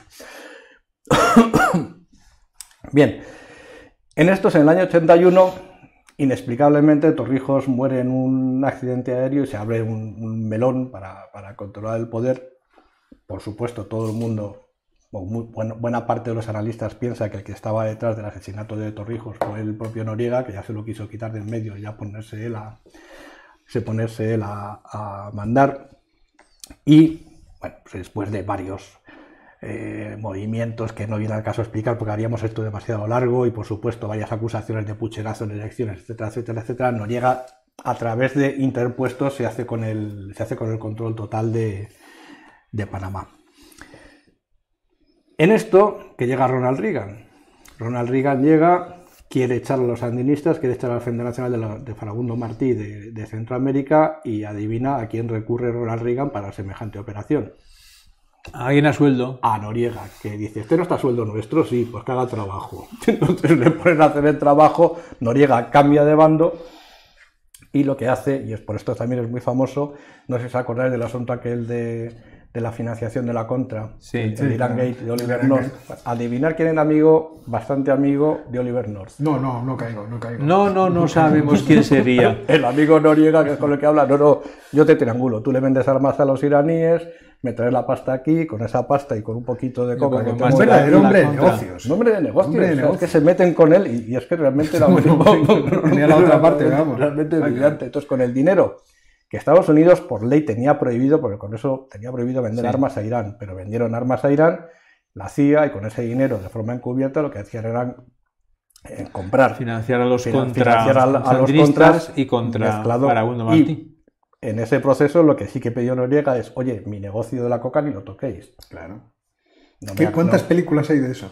Es que hay películas... Porque además se forraron. Las de películas. Este dinero no me lo toquéis. Pero ya en el 84, y cuando ya empezaban a llegar grandes cargamentos de cocaína a Estados Unidos, y empezó realmente a ser un problema, aproximadamente en el 84 ya la DEA, digamos, debió de imponerse a las tesis de la CIA, decir: oye, este tipo no podemos mantenerle aquí. Ya voy a ver un poco, porque esto se está alargando muchísimo. No, sí, está muy divertido. No, pero tampoco es. Pero vaya ya con Carapiña. Carapiña ya en el 84 dice: me estoy pasando de enviar coca a Estados Unidos. Vamos a empezar, digamos, a recomponer la relación con los americanos y a diversificar, porque esto ya no. Seguía sueldo de la CIA, Pues él seguía sueldo de la CIA. Y entonces lo que hizo fue traicionar al cártel de Cali, a Jorge Ochoa y a Gilberto Rodríguez. Les traiciona y dice: esto ya no tengo nada que ver con esto. Les hace 2 operaciones de estas que les hace polvo el tráfico, bueno, más o menos que salió como un salvador y como un hombre que estaba realmente comprometido contra la lucha contra el narcotráfico. Tal es así que le invitan a Harvard a dar una conferencia en el año 85 para hablar del papel de los militares en la pacificación de Centroamérica. Todo es delirante. Todo es delirante. El mundo es delirante. Todo es delirante. Entonces, ya estaba en ese proceso, seguía traficando, Lo que pasa que ahora, digamos que de otra... A pequeña escala. Y su estrella empezó a declinar cuando se le fue la mano, ya es un hombre de carácter violento, se le fue la mano y ordenó, no se sabe por supuesto, pero digamos hubo un opositor. Alguien se murió. Que le puso, digamos, fue bastante activo en la lucha contra la dictadura de Noriega, era un médico panameño, se llamaba Hugo Espadafora, y después de hacer campaña y de denunciar, por supuesto, que estaba a sueldo de la CIA, el narcotráfico y todas las tropelías que había cometido Noriega, pues apareció muerto en una cuneta su cuerpo, pero la cabeza apareció en otro sitio dentro de un sobre de correos del US Postal. Entonces aquello fue, digamos, la gota que colmó el vaso. Hubo unas manifestaciones multitudinarias en Panamá. Se calcula que aproximadamente el 25% de la población de la ciudad de Panamá acudió a esas manifestaciones contra Noriega, y ahí empezó ya la caída. Y la parte final, que también la traigo porque me recuerda un poco a lo de Ucrania, que es la forma de actuación de las grandes potencias y cómo actuó en este caso Estados Unidos. No sé si os acordáis que Estados Unidos acabó invadiendo Panamá en el año 89 para derrocar a Noriega, porque iban a poder, para llevárselo luego. Hasta el año 87 le estuvo la CIA pagando el sueldo, o sea, no os creáis que esto... O sea, hasta el año 87 estaba tiene nómina. un gran ojo para seleccionar a sus colaboradores. A mí me estaba recordando la Sorbona, que también tiene un gran ojo para... Tiene una magnífica tradición. Una gran tradición. Yo no sé si la Sorbona mantiene la conexión, pero desde luego la CIA es muy fiel a este tipo de muy personajes. fina, además, encontrando este tipo de elementos. Entonces, luego ya se ha sabido, entonces no se supo, el detonante de la invasión norteamericana había sido unos conatos de hostigamiento de la población panameña, o de sectores de la población panameña a intereses norteamericanos, y en un momento determinado pues se produjo un incidente en un cruce, en una carretera, y pues por un intercambio de tiros falleció un teniente de los marines de Estados Unidos, y un matrimonio norteamericano también pues tuvo una experiencia violenta con esta situación, y ese fue, digamos, la excusa que puso Estados Unidos para invadir Panamá, cosa que no es verdad, porque llevaban como un año preparando la invasión, y esto simplemente les dio el eje perfecto. ¿Por qué preparaban la invasión? Yo creo que me da la impresión, que Noriega tenía suficiente información clasificada acerca de las operaciones de Estados Unidos en Centroamérica como para haber creado un problema realmente serio sobre todo a la administración Reagan, probablemente a la previa, y en ese momento ahí. Bien, invaden Panamá, y Noriega, esto es buenísimo también, Noriega se refugia en la Anunciatura, en la embajada del Vaticano. Y entonces, por convenios internacionales, las fuerzas norteamericanas no podían entrar en la embajada. La Anunciatura. La Anunciatura. Recibieron órdenes de sacarle de allí. Dijeron, ¿cómo le sacamos? Lo hicieron muy bien. Al lado de la Anunciatura pusieron pusieron ahí una plataforma para despegue y aterrizaje de helicópteros, y estaban aterrizando y despegando helicópteros todo el rato, y al otro lado pusieron música a todo volumen de Van Halen, pero toda pastilla, con lo cual al quinto día estar escuchando Van Halen, Noriega ya se rindió y dijo, abandono. Vamos a ver, Van Halen es una de las más grandes bandas, ¿cómo pudo cansarse? No, porque un sargento de la Delta Force, que está el nombre publicado, llevaba la cinta de Van Halen y dice, heavy metal, dice, toma Van Halen, digo, no hay otra cosa. Va a escuchar el jam hasta que le saquen en los oídos. Entonces ya le juzgaron, y pasó el resto de su vida la pasó en prisión. Primero, es curioso esto, primero en Estados Unidos, en Miami, entre el 92 y hasta 2008, esto por narcotráfico, y luego entre 2008 y 2011 en París, porque... ¿En la Sorbona? Casi, cerca, en la Santé, porque los franceses pidieron la extradición por delitos de blanqueo de capitales, que también se dedica, no he mencionado es una cosa menor, división de negocio, pero también se dedicaba a este tipo de cosas. Al final le concedieron la extradición a Panamá en 2011, estuvo en arresto domiciliario hasta 2017, que a los 83 años, que falleció por unas complicaciones en una operación de un tumor de cerebro. Pero bueno, una trayectoria entretenida. Yo tenía la idea que ella del que había estado, lo del lío de los contras y todo esto, pero vamos, Pero bueno, llegaba el caso a que la CIA sabía que Noriega conseguía información privilegiada de Cuba y se la pasaba a los americanos, pero a su vez pasaba información de los americanos a Cuba y también cobraban los cubanos por el servicio, o sea que jugaba todas las bandas. Estaba aquí despistado viendo el minuto y resultado ucraniano, porque efectivamente parece que la ruptura del alto el fuego en las repúblicas de Donetsk y de Lugansk va a más.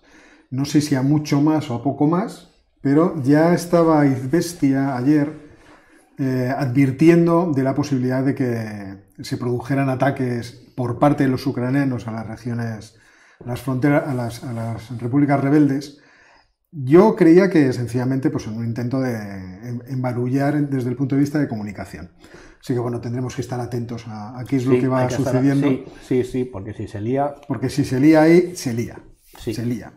De hecho, lo que acusaba Izvestia, hoy es 17, lo acusaba ayer y también me parece que amplió la noticia esta mañana, es de que Ucrania iniciaba maniobras militares utilizando todo su arsenal, ¿no? Pues os leo. Dice, en la región de Rivne, que no sé exactamente, ahora no lo voy a buscar dónde está exactamente, se han utilizado aviación militar, cañones, artillería y cohetes, drones Bayraktar TV-2, misiles guiados antitanque Strugna Korsar de producción local, los Javelin, que le habían proporcionado a los Estados Unidos, dice de tal forma que han tratado de demostrar cuáles son sus posibilidades de operación cerca de la frontera de Donetsk.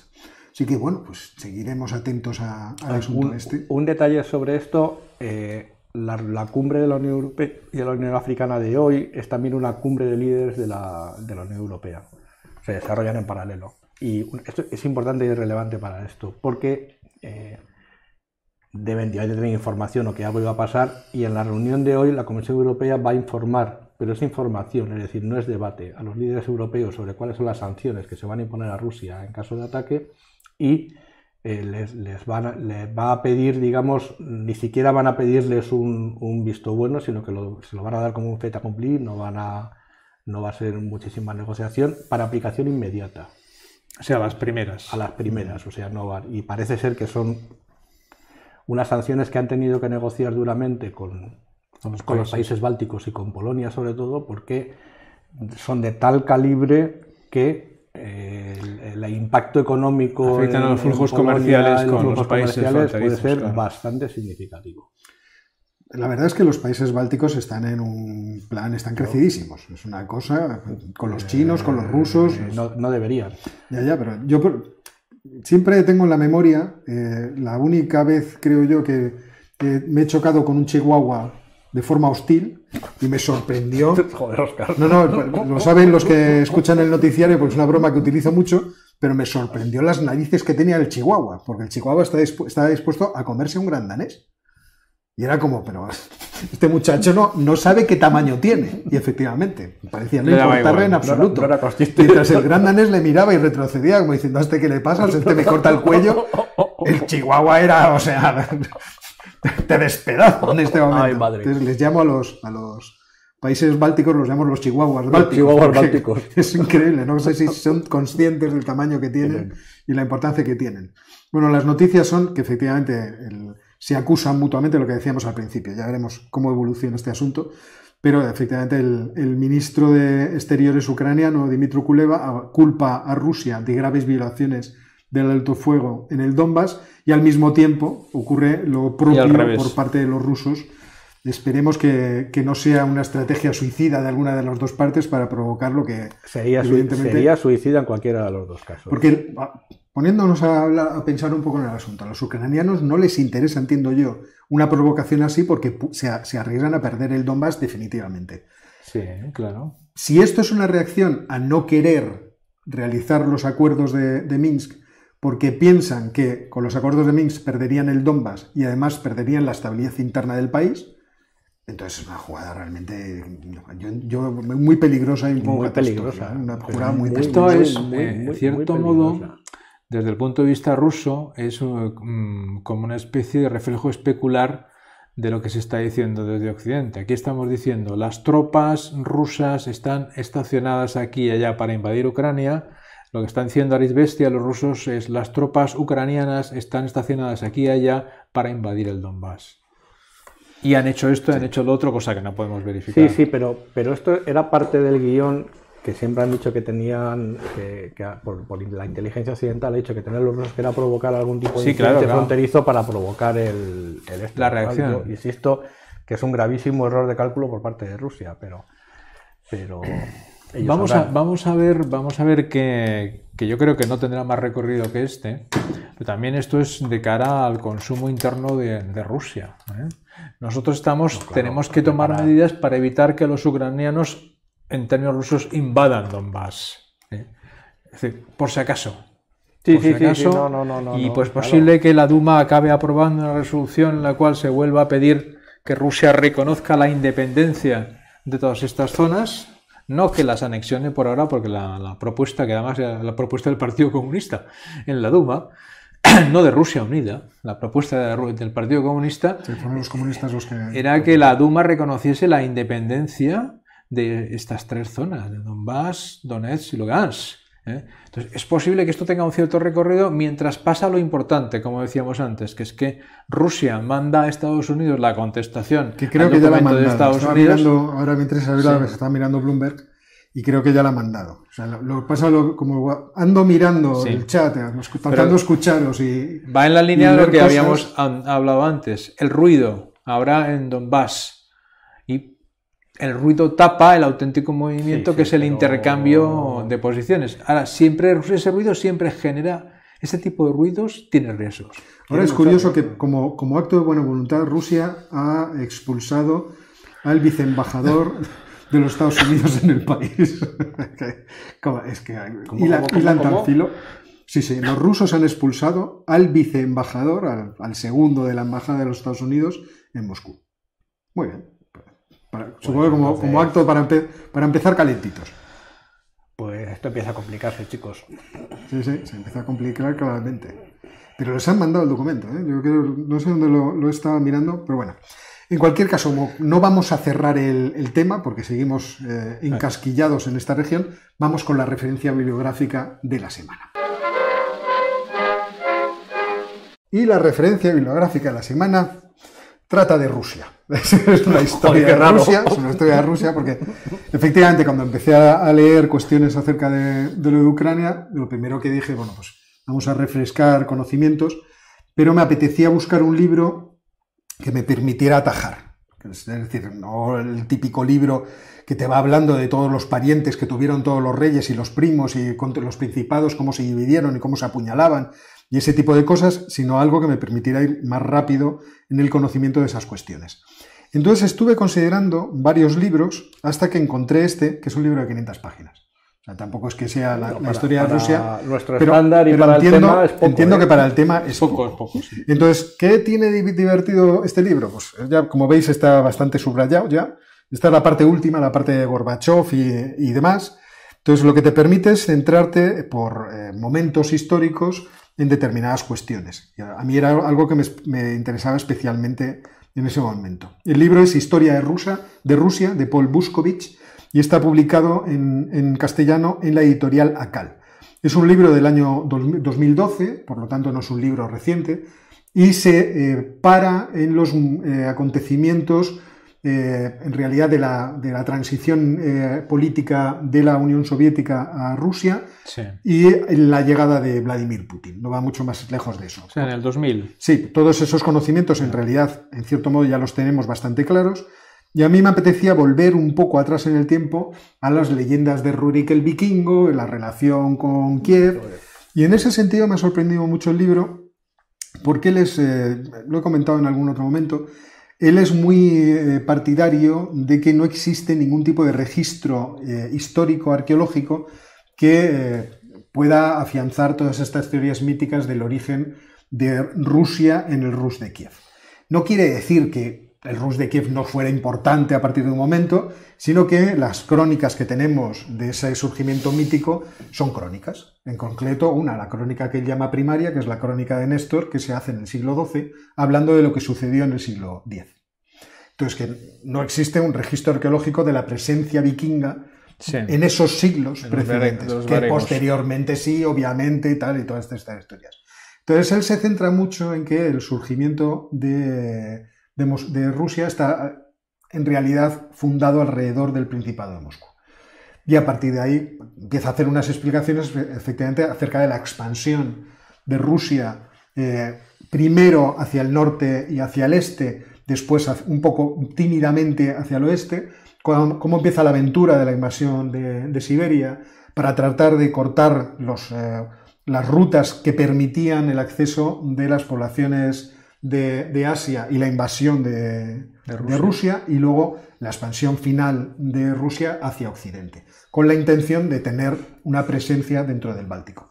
Entonces me ha ayudado mucho a hacer el vídeo que tenéis en el canal sobre geopolítica de Rusia, porque precisamente iba quitando, a mí me da la sensación que además la intención del autor, iba quitando de en medio toda esa amalgama de acontecimientos particulares para fijarse en las grandes tendencias. Claro. Entonces me ha resultado un libro muy interesante, está muy bien traducido, es muy fácil de leer. En las partes que yo tenía más conocimiento de Rusia me ha parecido bastante ajustado a derecho, es decir, toda la parte final de Gorbachev me ha parecido que está muy bien narrada, incluso cuando él decía, bueno, tampoco en esto me voy a meter mucho porque como son fenómenos que han sucedido hace menos de 20 o 30 años, los historiadores aquí no podemos decir muchas cosas. Es decir, este muchacho tiene ganas de ir con la pala y el pincel a sacar a Gorbachev. Que no se puede hacer arqueología todavía. No se puede hacer arqueología. Entonces el libro me ha parecido interesantísimo. Y esta es la recomendación bibliográfica que tenemos para vosotros, que yo creo que para los que estéis muy interesados en toda esta historia que se nos está cayendo encima, es especialmente interesante.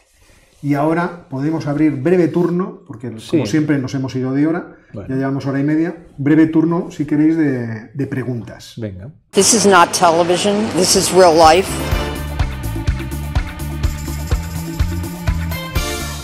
Y además, como ya tenemos una pregunta de YouTube Strike, dice, ¿qué pasa si el gasoducto es destruido en la zona ucraniana? Estás hablando del gasoducto que viene de Rusia y atraviesa Ucrania. ¿Eso sería rentable para los Estados Unidos? Bueno, me parece una hipótesis que no... Vamos a ver, yo respondo lo que quiero y vosotros ataquéis por vuestra parte.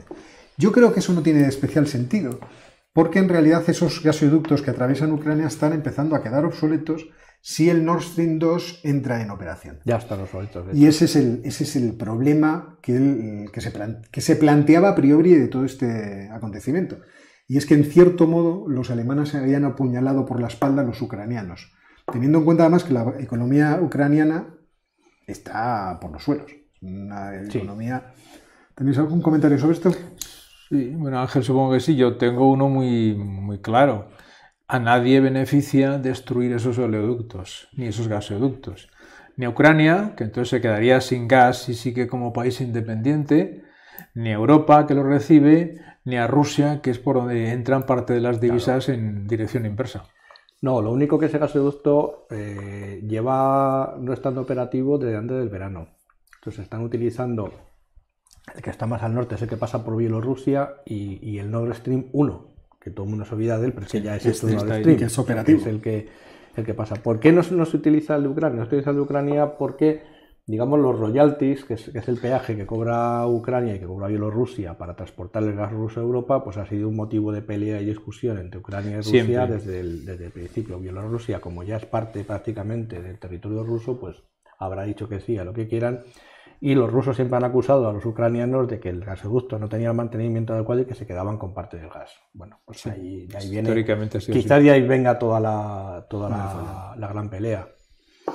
Bueno, a ver, Luis Gerardo Escandón hace una pregunta que a mí me parece interesante, que no viene en realidad muy al caso, pero que la voy a hacer venir al caso. Pregunta si la actual deriva demográfica de España la conduce a aceptar la inmigración de África y eso afectaría a su identidad. Vamos a ver, relacionándolo con los rusos. En 2019, Vladimir Putin dijo que la relación que él quiso establecer en términos comerciales con Europa a través de un acuerdo de libre comercio la daba por terminada porque la Unión Europea está en una deriva cultural que está desintegrando la identidad europea y él quería mantener la identidad rusa. Y desde ese punto de vista no estaba dispuesto a admitir migraciones. En Europa las migraciones ya son un hecho y además seguirán creciendo. No solamente desde África, y desde África ya veremos qué es lo que produce la expansión demográfica de África y su propia dinámica económica, porque puede producir todo tipo de cosas, pero sobre todo también la inmigración desde Hispanoamérica. Entonces, desde ese punto de vista, ¿cuál es la identidad española? La identidad, y esto es una pregunta que sería interesante hacerse en términos culturales. ¿Cuál es la identidad española? ¿Que somos todos fieles seguidores de los reyes católicos? ¿O somos fieles seguidores de tomar un buen vino y jamón de Guijuelo? No, Real Madrid, Atleti y Barcelona. Ese tipo de cosas. Entonces, no, hombre, sí podríamos plantearlo en términos más generales de matriz cultural. La matriz cultural suele incluir una lengua, una religión, una forma de relacionarse. En ese sentido, sí que hay una matriz cultural española, aunque sí es verdad que se está modificando por la incorporación de personas a la matriz. También la matriz se va y la matriz va cambiando por sí misma. O sea, la religión pierde peso. Por eso. Vamos a ver, aquí hay que hacer una distinción muy importante. Lo que se refería a Vladimir Putin es lo que se está produciendo en buena parte de Europa del Norte, sobre todo, pero de París para arriba. Y cuando hemos estado en Bruselas, acordaros los paseos que nos dábamos por Molenbeek, se está refiriendo a eso. Uno pasea por Molenbeek y el paseo por Molenbeek, que es un barrio de Bruselas, a uno le da la impresión de que se está paseando por una ciudad tunecina o por una ciudad argelina. Es decir, no ves ninguna diferencia. Eso, cuando uno viene desde Rusia o viene desde China, les llama muchísimo la atención porque dicen, joder, qué cosa más rara. O sea, no, por París pasa exactamente igual. En algunas zonas, o sea, no tiene nada. El caso de España no es el mismo, porque en el caso de España, aunque es verdad que viven casi 800.000 marroquíes en la península ibérica, está mucho más diluido, porque ha habido muchísima inmigración de Rumanía, por ejemplo, que no ha habido tanta en estas regiones. Ha habido mucha inmigración ucraniana, que no ha habido tampoco en estas regiones, pero sobre todo lo que ha habido es muchísima inmigración iberoamericana. Claro. Los iberoamericanos, ¿con qué vienen? Pues vienen con una cosa fundamental, pero fundamental, que no tienen los turcos en Alemania, que es el idioma. Sí. Y entonces el 50% ya es que lo tienen hecho. Sí. No, y además tienen una cultura, una forma de entender la realidad y de tratar con la realidad. Parte de la matriz cultural es común. Siempre me sorprendía a los alumnos hispanoamericanos del MAP, del Máster de Acción Política, que se pasaban aquí 8 meses, pero llegaban siempre a la conclusión de que qué parecidos somos todos. Los latinoamericanos somos muy parecidos. Para bien y para mal. Nos gustan los mismos tipos de pan, me dijo un día uno. Yo decía, tienes razón. ¿Cabeza de qué cabe? Pues claro. Yo vivo en una zona desconocida, no identificada de Madrid, pero es una zona en la cual estoy, digamos, en un cruce de caminos de todo este tipo de problemas culturales, y en los últimos 15 años lo que he visto es que, digamos, la demografía marroquí, que hace 15 años era muy significativa, ha ido desapareciendo y ha ido cediendo paso. De cualquier forma, vamos, porque se nos han desatado y no hacen más que preguntar cosas. Vamos a intentar ser más cortos nosotros. Vuelvo a ver, en Omega 7 pregunta qué opinamos de las acusaciones de corrupción del PP y de Ayuso. No es geopolítica. No, de política no hablamos. No es geopolítica esto. Pero muy divertido. O sea, ya veremos hasta dónde va. Otro día hablamos del gobierno. Max Master nos pregunta qué ocurrió con el proyecto de gasoducto islámico que iba de Irán a Europa. Yo no lo recuerdo, pero vamos, me lo puedo imaginar. Sí. Lo último que recuerdo haber leído fue 2014. Estaba una consultora suiza, haciendo el trazado por Irak. Y ahí me quedé. Pero sé que alguien... Y me imagino que si alguien fue a la guerra de Siria, cortó el tránsito. Proyecto. Pablo González dice, 1:30, por mí podéis tiraros 3 horas hablando. Quiérenos, Pablo, quiérenos. Pero si podemos coger café, si no, no. Sin café esto no. A ver, Álvaro Sánchez pregunta, dado que no trascendió nada de la reunión entre Putin y Xi Jinping, ¿hasta qué punto es posible que China y Rusia se hayan coordinado para retrasar la llegada de Estados Unidos a la zona de Asia-Pacífico? Ya están allí los Estados Unidos. Es que tienen muchos socios allí instalados y socios importantes. El Quad es una iniciativa importante. Creo que Rusia tiene la intención de, por lo menos en sus mares, tenerles un poco lejos a los Estados Unidos, y los Estados Unidos de fastidiarles de vez en cuando. Tuvimos un episodio esta semana divertidísimo de un submarino nuclear de la clase Virginia que estaba en la gruta, ¿cómo se dice? Se me sale Reef, ¿cómo se llaman las brechas esas que hay por debajo? La falla. Por debajo del mar, cerca de la isla de Sahagin, la fosa. Y ahí los rusos le tuvieron que sacar con impulsos sónicos.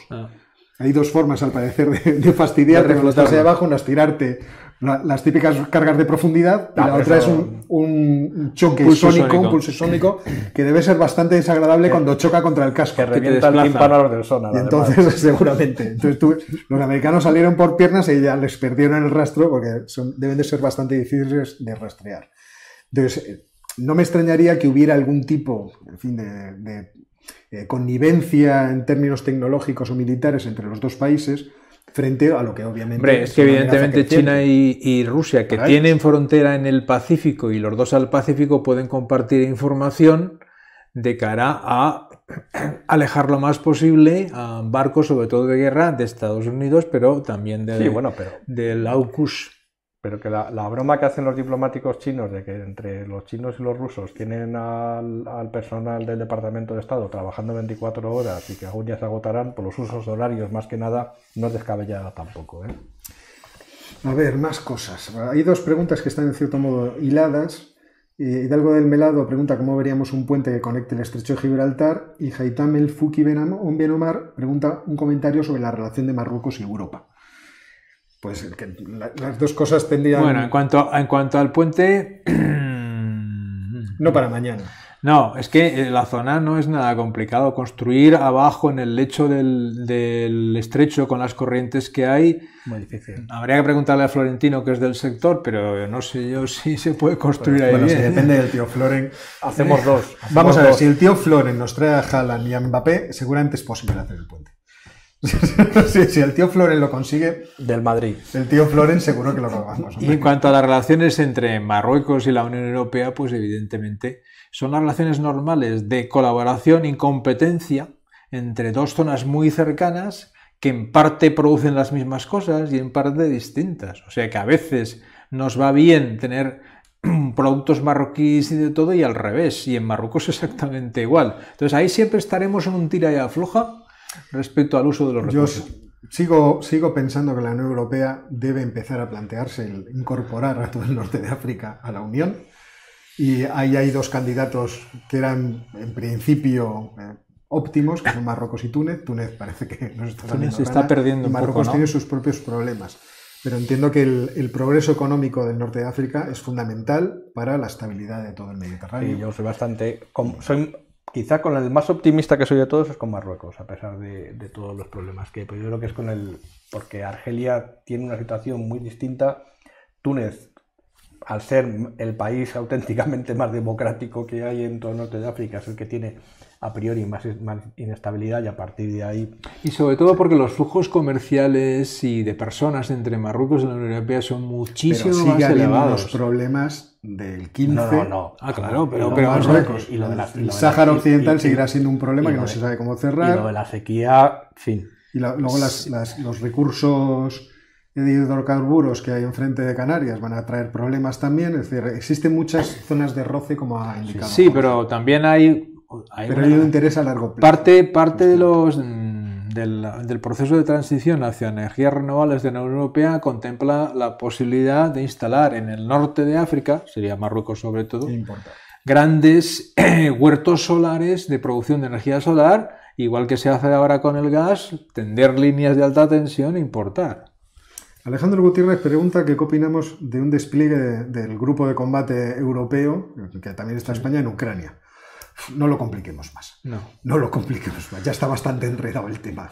Además, a nadie le interesa de Europa ni de la OTAN tener un soldado en Ucrania en caso de que se produzca un verdadero follón. Si la OTAN... Y poner a ellos soldados sería iniciar el follón. Si la OTAN no está en Ucrania por muy buenas razones, nosotros menos. Exacto. Vamos a ver. Siguiente. Dejadme que busque. Aris pregunta, ¿posibilidad de crear un ejército europeo para estabilizar el Sahel? Esa es una idea que Jorge siempre ha defendido. Hombre, parece conveniente, pero bueno, son dos cosas. Crear un núcleo de ejército europeo para distintas tareas, siempre que sea un núcleo de ejército europeo desplazable con facilidad, no con muchos elementos y con unas misiones claras. Lo de estabilizar el Sahel, evidentemente, pasa por ponernos de acuerdo con los países del Sahel. A veces que es la parte más complicada. Tenemos que tener claro eso, ¿eh? ¿Podemos estabilizar el Sahel? Sí, los países del Sahel tienen la misma idea que nosotros, si no, no. Si no, no. Y luego siempre está, que siempre se puede hacer paraguas de Naciones Unidas, que se ha hecho muchísimas veces. Es decir, no necesitas ir con la bandera de la Unión Europea, puede ser unas unidades europeas bajo mandato de Naciones Unidas. Aquí hay una pregunta que no sabemos responder, no sé si vosotros tendréis alguna idea. Cada día estamos más mal de la cabeza, nos pregunta. ¿Qué opináis de que España pueda pagar su deuda comprando y vendiendo reservas de petróleo, aprovechando la situación? Yo no, o sea, para tanto no da. Quiero decir, es verdad, por ejemplo, Ya. que existe mucho comentario acerca de que si nosotros importamos gas licuado Lo de Qatar o de almacenamos, tal, no lo podamos revender cuando existan fluctuaciones de precio, porque entonces habría una pérdida para el vendedor. Pero no conozco yo a nadie porque dice, ¿qué opináis de cómo Mauricio consiguió salir de la pobreza? Yo es que no sé cómo salió las Islas Mauricio de la pobreza. Yo, como siempre digo, mi amiga María nació en las Islas Mauricio, pero aparte de ahí, de las Islas Mauricio Creo no recordar tengo que más. convirtiéndose en un paraíso fiscal. Ajá, Pero tenía que mirarlo. Y Aritz insiste, Aritz Goiriena, ¿qué me decís de que Turquía entre en la Unión Europea? Eso ya se le pasó el momento. Sí. De hecho, tuvo la posibilidad y aquí hubo gente que se lo repensó y dijo, no, Francia. esto no va a pasar. Se lo repensó Francia. Porque Francia tiene una cierta oposición.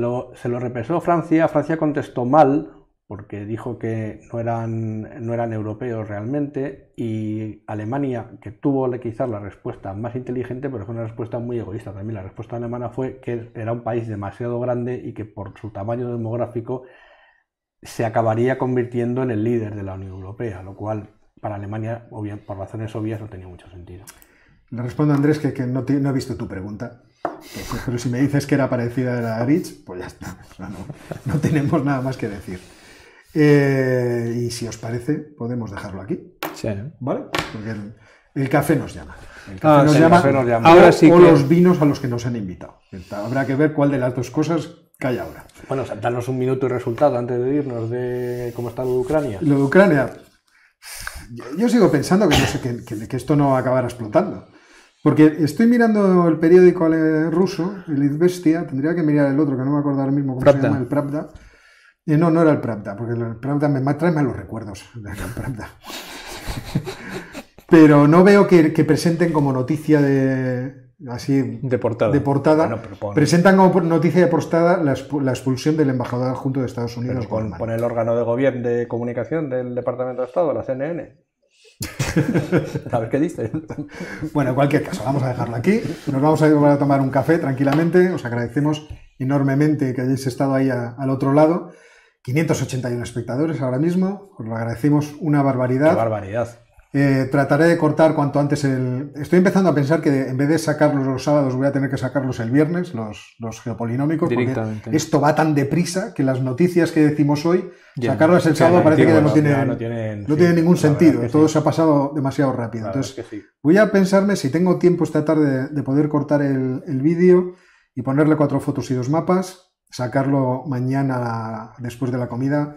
Porque es que, en fin, esto va muy deprisa. Últimamente, cuando empezamos parecía que el mundo se movía más lento, que los acontecimientos iban más despacio. No, es que ahí ha sido... Pero estamos últimamente realmente emocionados. Sí. Bueno, agradecer la presencia de Ángel. Ángel, muchas gracias. A vosotros. Gracias y buenas tardes. Aunque no sé por qué digo esto, porque esto es la labor de los tres. O sea, que parece que os invito aquí. Encima, estamos en una localización... que nos invita, tiene que pagar el café. Hay un detalle que no sabéis, que es que ha utilizado 2 libros míos, que los ha puesto debajo del ordenador para llevar la cosa, que es un auténtico incunable. Vamos a enseñarlo a cámara ya que estamos aquí. Que seguro que los más talluditos los recordaréis con horror. Que está Cálculo diferencial integral de Piskunov. Este sí que era un ruso. Esto seguramente está publicado por la editorial Mir. Hombre, claro, es que por eso me los compré, porque eran los míticos de la editorial Mir. Claro, editorial Paz, hecha en Moscú. Esto está aquí. En la versión para LATAM. En la versión para LATAM, claro.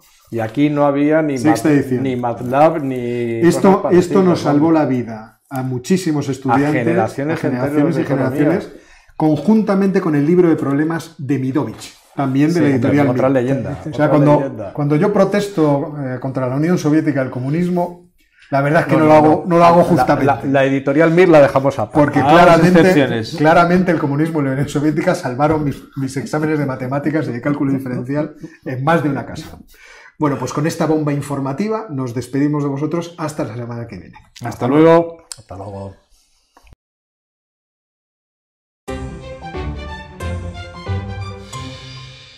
Bienvenidos a Geopolinómicos, vuestra tertulia de geopolítica que viene a vosotros desde una localización desconocida del hemisferio norte. Y vamos a empezar primero presentándonos. Jorge, buenas tardes. Hola, buenas tardes. Ángel, buenas tardes. Buenas tardes. Y yo que soy Óscar Vara, en fin, ya me conocéis. Y lo que vamos a hacer es, como todos los días, comenzar directamente con las noticias geopolíticas de la semana. Y empiezas tú, Jorge. Empiezo yo diciendo que el lunes y martes el canciller alemán, Scholz, estuvo de visita en Kiev y en Moscú. No ha trascendido nada de lo que las conversaciones que mantuvo, porque las declaraciones que se han hecho han sido sobre otros temas, pero es evidente que es una persona que por su posición y la posición de Alemania en la relación con Rusia, el gas, etcétera, etcétera, puede ser bastante influyente a todos los niveles. Bien, de aquí nos vamos a América, por ejemplo. Ecuador ha entrado en la Alianza del Pacífico, que reúne a Colombia, México, Perú, etcétera, etcétera. Es una alianza comercial. Puede ser positiva para ellos porque el comercio por mar en la costa del Pacífico es bastante activo. Siguiendo allí, en América, si vamos un poquito más al sur, Perú pues que no va muy bien. Pedro Castillo ya va por la cuarta remodelación del gobierno, teniendo en cuenta que lleva apenas 6 meses en el gobierno. Ha ido cambiando los primeros ministros, que eran de un grupo, luego de otro distinto. Por el camino ha perdido a la vicepresidenta Vázquez, al economista Franque. La perspectiva para el Perú es bastante mala, desgraciadamente. Y de ahí saltamos a otro continente, a África, al que luego volveremos en las tertulias posteriores, para centrarnos esta vez en Somalia, hacer un breve resumen de lo que está pasando ahí, que es casi todo malo, desgraciadamente. Somalia está en una especie de guerra larvada entre el presidente y el primer ministro, que se disputan el poder. Mientras tanto hay en marcha unas elecciones rarísimas, unas elecciones indirectas en las cuales los ciudadanos y los clanes y las tribus votan parlamentarios y los parlamentarios votan a su vez al presidente. Llevan con ellas prácticamente 3 meses. Espera, pero los clanes tienen voto aparte. Algunos sí, algunos clanes tienen voto aparte. Joder, qué lío. Sin mucho detalle, ¿no? Pero bueno, os da una idea de dónde va a llegar eso. En medio del enfrentamiento entre el primer ministro y el presidente, al primer ministro lo nombró el presidente en su momento, pero estas son las cosas que pasan. En medio de una sequía espantosa que está empezando a generar muchos problemas de hambre, y por si faltaba algo, los yihadistas de Al-Shabaab han atentado en Mogadiscio, han matado a 5 personas en su intento de que las elecciones que están en marcha, porque se van recontando los votos por aquí y por allá, se llevan las urnas al recuento y terminarán, se supone que el 25 de febrero, pues no acaben de producirse. O sea que tenemos vamos a llamarlo país, ¿no? Vamos a llamarlo país con muchas dificultades. Absolutamente. Bueno, pues dejadme que yo me mire qué era lo que iba a contar. Marruecos. Porque, la sequía Marruecos. Pero no solamente quería contar Marruecos, pero me voy a quedar en eso seguramente.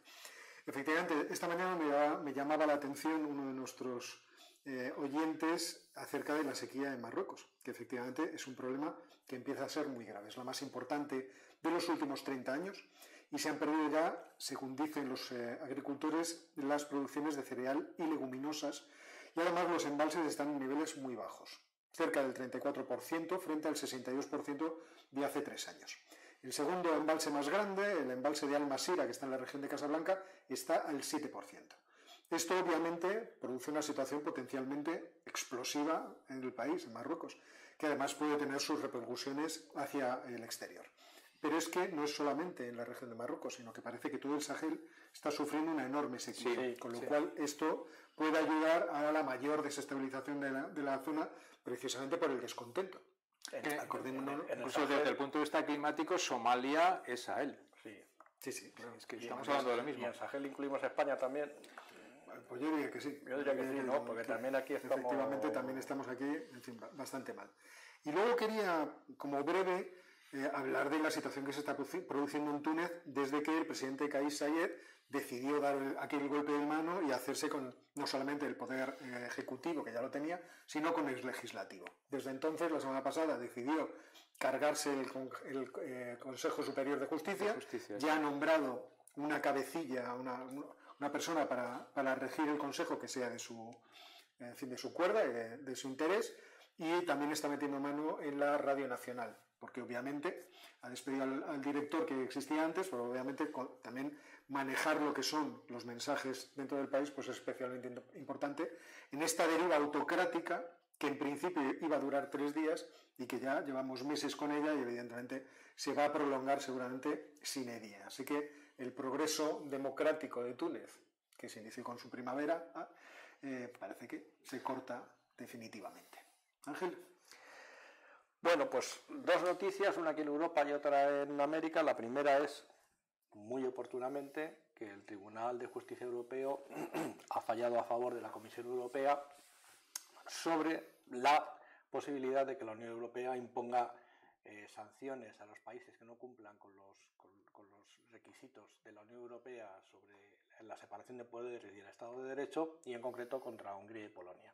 Sentencia, como veremos después, que no puede ser más oportuna en un momento en el cual estamos en máxima tensión con Rusia y uno de los 2 países, en este caso es Ucrania, digamos que no es que sea amigo, Hungría. No es que sea amigo, pero se lleva muy bien con Vladimir. Entonces, atentas esta jugada, habrá que seguirla de cerca. Esta mañana la presidenta de la Comisión Europea en el Parlamento ha dejado caer que, bueno, una cosa es que el Tribunal de Justicia Europeo avale las tesis de la Comisión y que pueda retirar la financiación parte de la financiación de los fondos de Next Generation a estos 2 países, y otra cosa es que se haga en el corto plazo. Lectura: hay elecciones en Hungría a principios de abril y muy probablemente la Comisión no mueva un solo papel hasta después de esa fecha. Y la segunda es una gran noticia, sobre todo para Honduras, y la verdad es que he de reconocer que se me pasó en su momento porque es una noticia y es un proceso que terminó en enero, pero yo creo que es muy importante, y es que en este país ha terminado el canal seco que comunica el Atlántico con el Pacífico y que va a ser una alternativa al canal de Panamá. Un canal seco porque lo que han hecho ha sido, digamos, crear una autopista de bastante capacidad para el tráfico rodado y que cuando esté a pleno rendimiento puede conectar Puerto Quetzal, que es el gran puerto hondureño en la costa del Atlántico del Caribe, con el Pacífico por carretera en menos de 4 horas. Teniendo en cuenta el tiempo de carga y descarga, y por carretera sí que se puede convertir en una alternativa al canal de Panamá, porque el canal de Panamá, el paso primero tienen que ser unos barcos de unas medidas específicas y luego es un proceso bastante contoso. Problema es que el otro extremo, que es el Pacífico, llega al Golfo de Fonseca, que he hecho yo mis averiguaciones y es uno de los mejores puertos de gran calado del mundo, pero es un golfo que está compartido, la extensión del golfo, entre El Salvador, Honduras y Nicaragua.